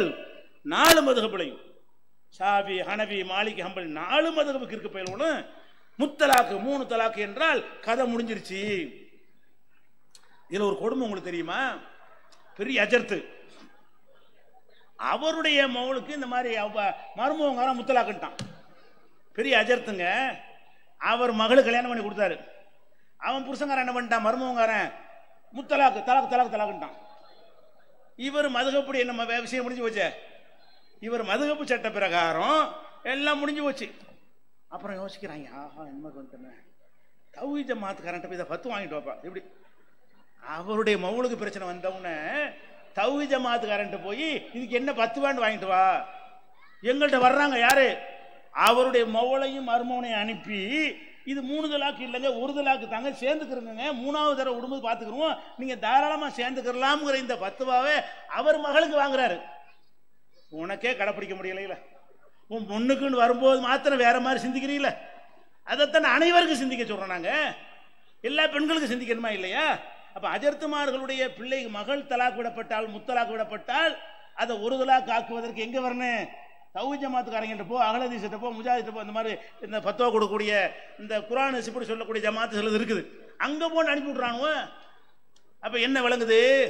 இந்த மதுஹப் என்பது நாட்டுக்கு, மார்க்கத்துக்கு, தீனுக்கு எல்லாத்துக்கும் கேடு ஏற்படுத்தக்கூடிய ஒரு சித்தாந்தமாக இருக்கிறது. அதே போல ஒழுக்கக்கேடு, ஒழுக்கக்கேடுல அபு ஹனீஃபா பெரிய இமாம் தானே, அப்படித்தானே சொல்றாங்க. அவர் என்ன செய்யறாருன்னு கேட்டா, ஒரு பெண்கிட்ட ஒரு விபச்சாரம் பண்றான். ஓசியா விபச்சாரம் பண்ணா அது விபச்சாரமா, அடிக்கணுமா? காசு கொடுத்து விபச்சாரம் பண்ணி விட்டானே ஆனால் எப்படி? லா ஹத்த அலைஹி, அவனுக்கு தண்டனை இல்லை.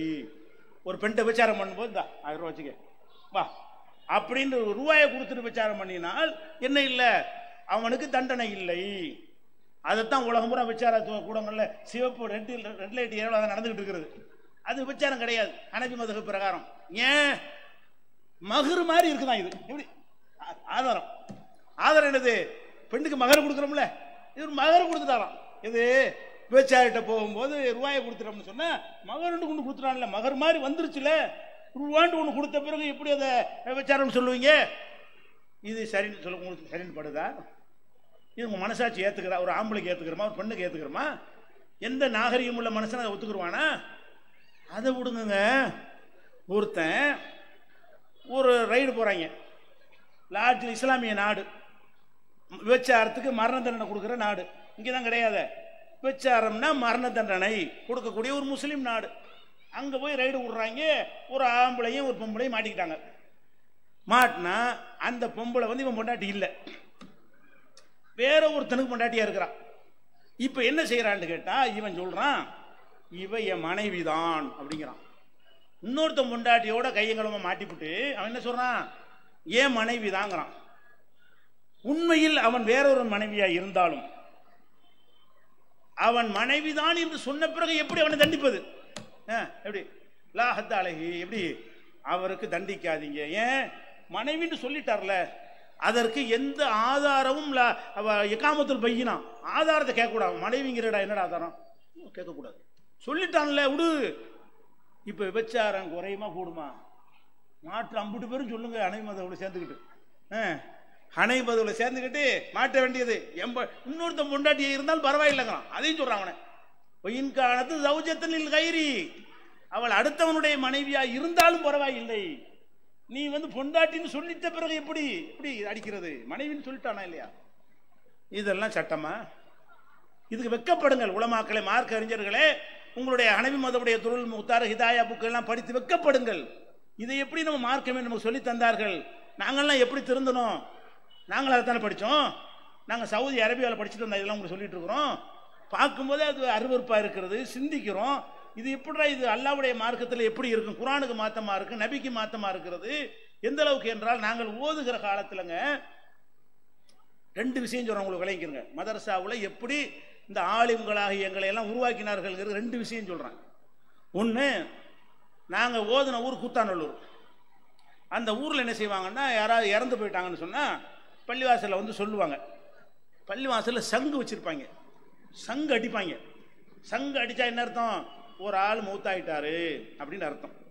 யாருன்னு தெரிஞ்சுக்கிறாங்க. பள்ளிவாசலுக்கு போனோன்னா போர்டில் எழுதி போட்டிருப்பாங்க, இந்த ஊரை சேர்ந்த, இந்த தெருவை சேர்ந்த இன்னாருடைய மகன் இன்னார் வந்து இறந்து விட்டார், இத்தனை மணிக்கு அடக்கம், மெசேஜ் வேணும்னா பள்ளிவாசலுக்கு போய் பார்த்துட வேண்டியதுதான்.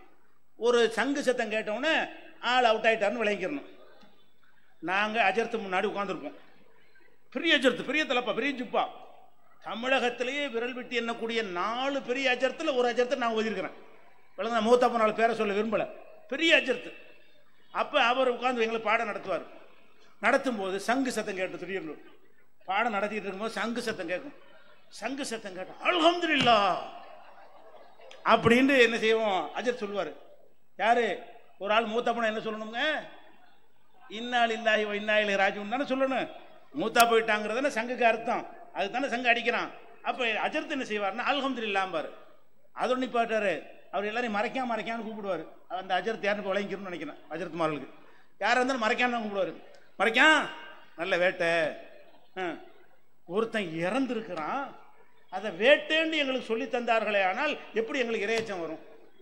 அப்பதான் வெறுக்க ஆரம்பிச்சோம். இது வியாபாரம் ஏமாத்துறாங்க.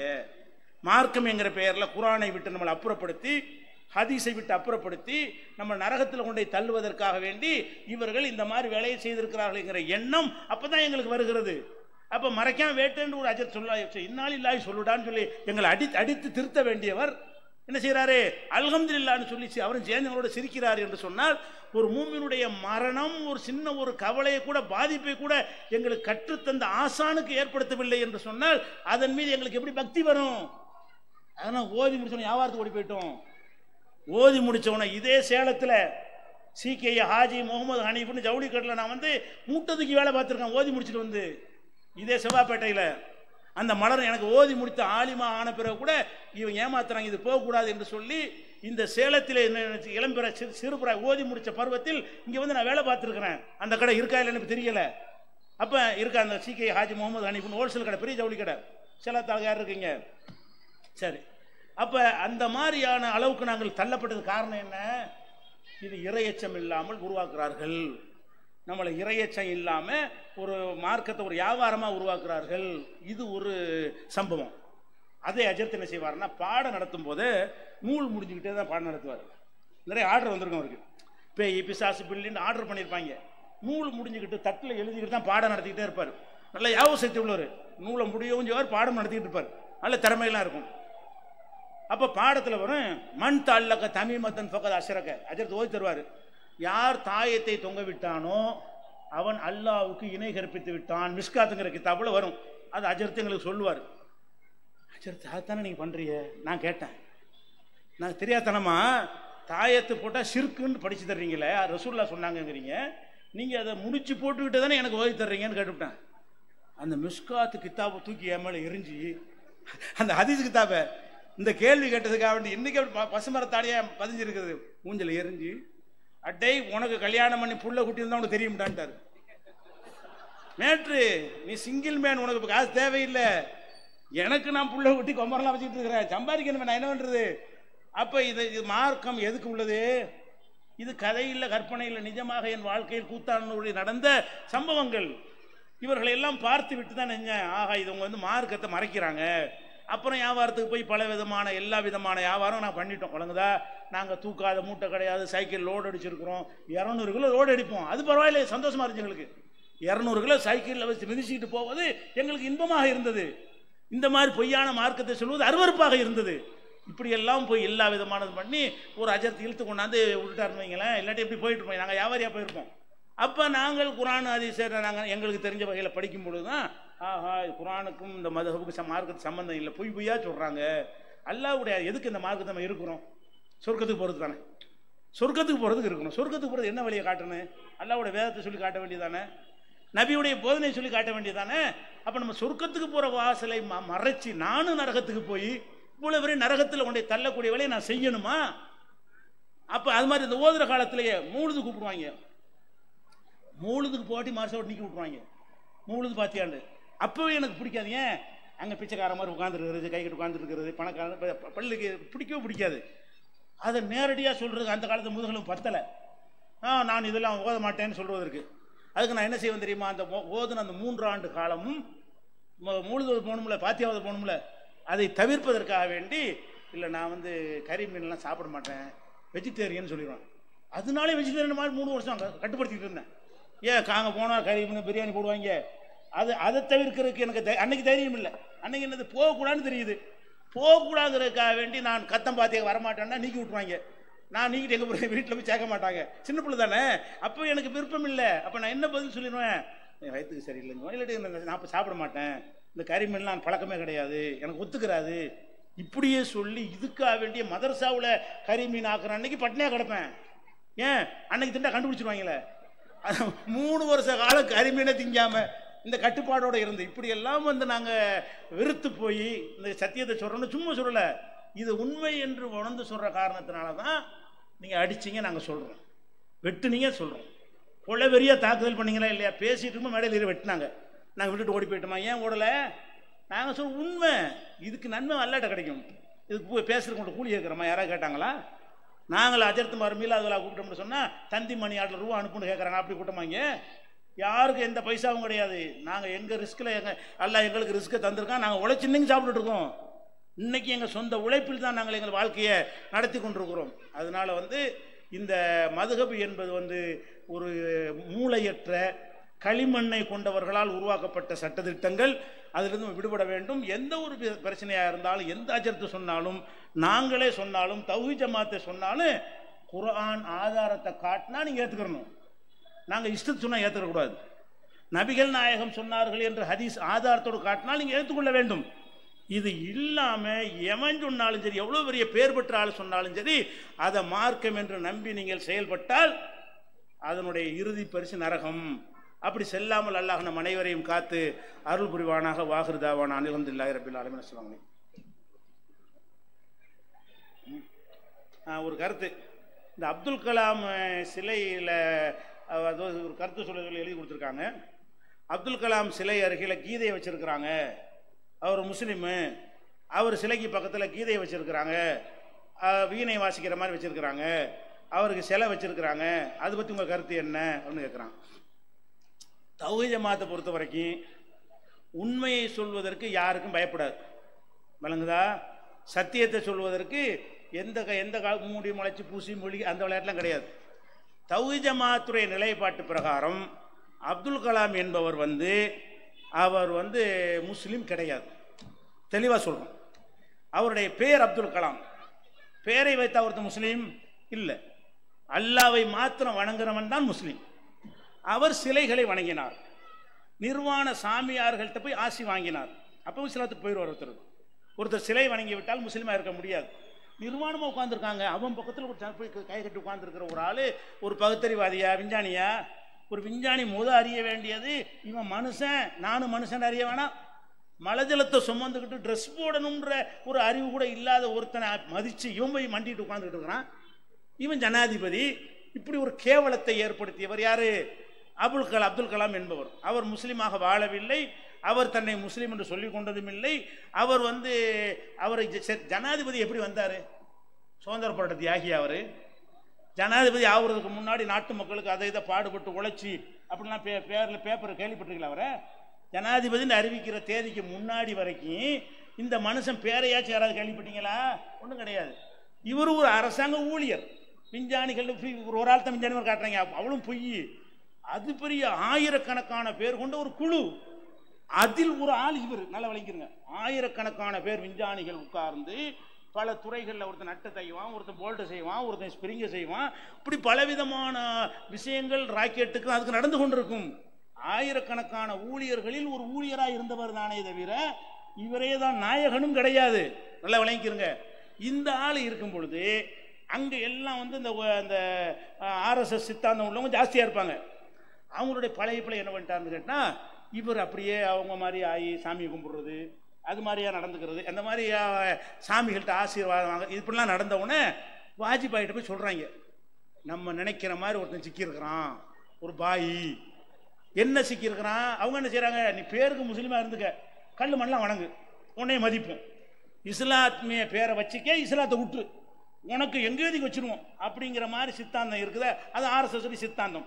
அந்த சித்தாந்தத்துக்கு ஒருத்த மாட்டிக்கிட்டான்னு சொன்ன உடனே வாஜ்பாய் என்ன செய்கிறாரு, அவர் ஆய்வு பண்ணுறாரு. அவர் சங்கராச்சாரிய ஆசி வாங்க போகிறாரு. அங்கே போகிறாரு, ஒரு சாமியாரை விட மாட்டேங்கிறாரு, ஒரு கோயிலை விட மாட்டேங்கிறாரு. நிர்வாணமாக இருந்தவங்க விழுந்தா தான் கிடைக்கும்னா அதுக்கு போய் உட்காந்துட்டு இருக்கிறாருன்னு கேள்விப்பட்டவுடனே இவன் தான் நமக்கு சரியான ஆள் அப்படின்னு சொல்லி தான் இவரை ஜனாதிபதின்னு அறிவிச்சாங்களே தவிர, அறிவிக்கிறதுக்கு முன்னாடி இவரை நாட்டில் யாருக்கும் தெரியாது. 1000 விஞ்ஞானிகள் ஒருவர் என்று தெரியுமே தவிர மற்றெல்லாம் பில்டப் விடுவாங்க, அவ்வளோ பொய். அவரை பற்றி ஒன்றுமே அதுக்கு பிந்தி தான் என்ன செய்யார் ஒன்றும் கிடையாது. அந்த பேரை வச்சுக்கிட்டு எல்லா நிகழ்ச்சியெல்லாம் கூப்பிடுவாங்க, அவ்வளோதான், வேற ஒன்றும் கிடையாது. அப்போ அவர் போய் நினைஞ்சார், இந்த சங் பரிவாரத்தினுடைய உறுப்பினர் கார்டு வாங்காமல் ஒரு ஆர்எஸ்எஸ் வாதியாக நடந்து கொண்டார். நம்மை பொறுத்த வரைக்கும் அவருக்கு பகவத்கீதை வைப்பதுதான் கரெக்டு. அவர் நெத்தில பட்டை அடிச்சு விட்டால் இன்னும் பெற்று அல்ஹம்துலில்லாஹ் சந்தோஷப்படுவோம். சிரிக்கிற சொல்ல எங்களுக்கு எந்த வருத்தமும் கிடையாது. அவர் வீணை வாசிக்கிற மாதிரி இருந்தாலும் சரி, இப்படி காஸ்தாமா நிர்வாண சாமியார்ட்ட கும்பிட்டார அதை கூட சிலையா வச்சுக்க, எங்களுக்கு எந்த வருத்தம். ஏன் அவரே நான் வந்து சிலை வணங்கின்னு சொன்னவருக்கு சிலை வச்சா என்ன, வைக்காட்டி எங்களுக்கு என்ன? குரானை கொண்டு வச்சு பக்கத்தில் வச்சிருக்காங்க, எவனோ சொன்னதுக்காக வேண்டி. குரானை வச்சா குரானுக்கு இழிவுன்னு போராட்டம் எல்லாம் நினைச்சிட்டு இருக்கும்போது அவங்களே போராட்டம் தூக்கிட்டாங்க. இன்னைக்கு குரானை கொண்டு ஏன்டா அவங்கால கொண்டு வைக்கிற? குரான் எவ்வளவு புனிதமான வேதம், அதையும் கொண்டு வைக்கிற? நீ குரானையும் வைக்காத, பைபிளையும் வைக்காத, நீ வைக்கிறது பகவத்கீதை, ராமாயணம், உன்னுடைய எல்லா புராணத்தையும் கொண்டு வை, பூணூல கூட ஒன்று போட்டு விட்டுக்க, எங்களுக்கு எந்த ஒரு மறுப்பும் கிடையாது. அவர் இஸ்லாமிய சமூகத்தில் ஒட்டவும் இல்லை. முஸ்லீம்களுக்கு குஜராத் போன்ற கலவரங்களில் பாதிப்பு ஏற்படுத்த வாயை கூட திறந்தது இல்லை. அவர் இவ்வளவு பெரிய அநியாயம் நாட்டு நடக்கலாமா என்று என்ன செஞ்சிடல. முஸ்லீம்களுக்காக, முஸ்லீம் சமுதாயத்துக்காகவும் அது அநியாயம் செய்யப்படும் போது சும்மா குரல் கொடுக்க வேணாம், இவ்வளவு கொத்து கொத்தா கொள்றாங்கன்னு கூட ஒரு வாயை திறந்தாருன்னா திறந்ததும் இல்லை. அப்ப அவரை வைத்து கோடாலி காமுமாங்கல்ல, கோடாலி காமுனா என்னது? மரத்தை வெட்டுறதுக்கு இந்த இரும்பு தானே வெட்டுது, கோடாலியில் இரும்பு தான் வெட்டும். இரும்பு தன்னால வெட்டுமா? இரும்புக்கு மரம் துணை செய்யணும். மரத்தை வெட்டுறதுக்கு மரத்தினால கோடாலி காம்பு போடுறான்ல, அந்த மரத்தை வச்சு தான் என்ன செய்ய முடியும், வெட்ட முடியும். நம்மளை வெட்டுவதற்கு இந்த கோடாலி காம்பை வச்சுக்கிட்டு என்ன செய்யறாங்க, வெட்டுறாங்க. அதான் வெட்டுறதை தவிர இவரை பத்தி ஒரு கணக்கில் எடுத்து அவரை வந்து கோவில் கட்டினா கூட நம்ம மறுப்பு கிடையாது. நீ சிலை வச்சாலும் தப்பு கிடையாது, என்ன வேணாலும் போய் பண்ணிட்டு போ, எங்களுக்கு எதுவும் மறுப்பு கிடையாது. எங்க கலர் குத்தாம இருந்தா போதும். நம்ம ஆளுக்கு விளங்காம இஸ்லாம் இயக்கம் நடத்துறோங்கிற பேர்ல வந்துக்கிட்டு எப்படி பகவத்கீதை வைக்கலாம்? இவனுக்கு என்னடா பகவத்கீதை? அவன் யார் அவனுக்கு 5 வேளை தொழுகையாளி? அவரு அப்துல் கலாம் அல்லாஹ் வணங்கினவரா? அப்ப என்னத்துக்காக வேண்டி அவரை பேரை மாத்தாமல் மதம் மாறி போய்விட்டார். ஏன் அவரை சொந்தம் கொண்டாடுறீங்க? ஏன் கலவரத்தை உண்டாக்க பாக்குறீங்க? போய் சேர்ந்தவரை விட்டுட்டு போங்களேன். நம்ம அப்துல் கார் ஒருத்தர் இருக்காரு, இஸ்லாம் வேணான்னு போயிட்டாரு, அவர் போய் எரிச்சா உனக்கு என்ன? அப்துல் காரை இருந்தவர் கொண்டு இணைஞ்சிட்டாங்க, மதம் மாறி போயிட்டாருன்னு அவங்க எரிக்க அந்த சமுதாயம் கூட்டிட்டு போனாங்கன்னு நீ ஏன் சண்டைக்கு போற? எங்களுக்கு விரும்பி வந்தோம் வரட்டும். ஏன் ராமசாமி இருந்த அப்துல் காரை வந்து தள்ளி வச்சு கொண்டாடுவோம். ஏன்? இந்த கொள்கைக்காகத்தான். அதனால அப்துல் கலாமை பொறுத்த வரைக்கும் இதுக்கு போட்டு தரா கட்டி விட்டாங்க, கோயில் கட்டி விட்டாங்கன்னா அது கட்டாம என்ன செய்வாங்க? அவருக்கு ஏற்றத்தானே செய்யறாங்க. அவர் எதை விரும்பினாரோ எப்படி நடந்தார் அதைத்தானே செய்யறாங்க. அவருக்கு ஏற்றதை செய்யும் பொழுது ஏன் இப்படி பஞ்சாயத்து ஆகிட்டு இருக்கிறீங்க? இந்த ஒரு கண்டுக்கிறவே செய்யாது, அது ஒரு மேற்றாவே எடுத்துக்கிறாதீங்க. அதான் தௌஹீத் நிலைப்பாடு. அவர் அந்த பகவத்கீதையை கரெக்டாக தான் நரேந்திர மோடி RSS ஆட்கள் கரெக்டாக அது கணித்து இவர் இதுக்குரிய ஆள் தான், சிக்கந்தர் பகத் மாதிரி, முக்தார் அப்பாஸ் நக்வி மாதிரி இவர் ஒரு ஆள் கிடைச்சிருக்காருன்னு சொல்லி செய்கிறாங்க. அதில் வந்து நம்ம கவலைப்படுற உண்மை கிடையாது. ஒரு அப்துல் கலாம் போனதுக்கு 1000 பேருக்கு மேலே பெரிய பெரிய விஞ்ஞானிகள் கூட்டம் சேர்ந்துக்கிட்டு இருக்கிறான். வழங்குதா? இவர் நாளையெல்லாம் இஸ்லாத்துக்கு பெருமை இல்லை. இஸ்லாத்தில் அவர் இருந்தால் அவருக்கு பெருமை. இஸ்லாத்தை விட்டு போனால் இஸ்லாத்துக்கு எந்த சிறுமையும் கிடையாது, வளர்ந்துக்கிட்டு தான் இருக்குது. இவர் போனதுனால இஸ்லாத்துக்கு போயிடுச்சா? இன்னைக்கு வளர்ந்து கொண்டே இருக்கிற ஒரே மார்க்கமாக இந்த மார்க்கம் இருக்கிறது. இந்த மார்க்கம் அவருடைய கொள்கையினாலையும் கோட்பாட்டினாலையும் சித்தாந்தத்தினாலையும் பெருமை பெற்றிருக்கே தவிர ஆட்களை கொண்டு அல்ல என்பதுதான் தௌஹீத் ஜமாத் கருத்து. அஸ்ஸலாமு அலைக்கும்.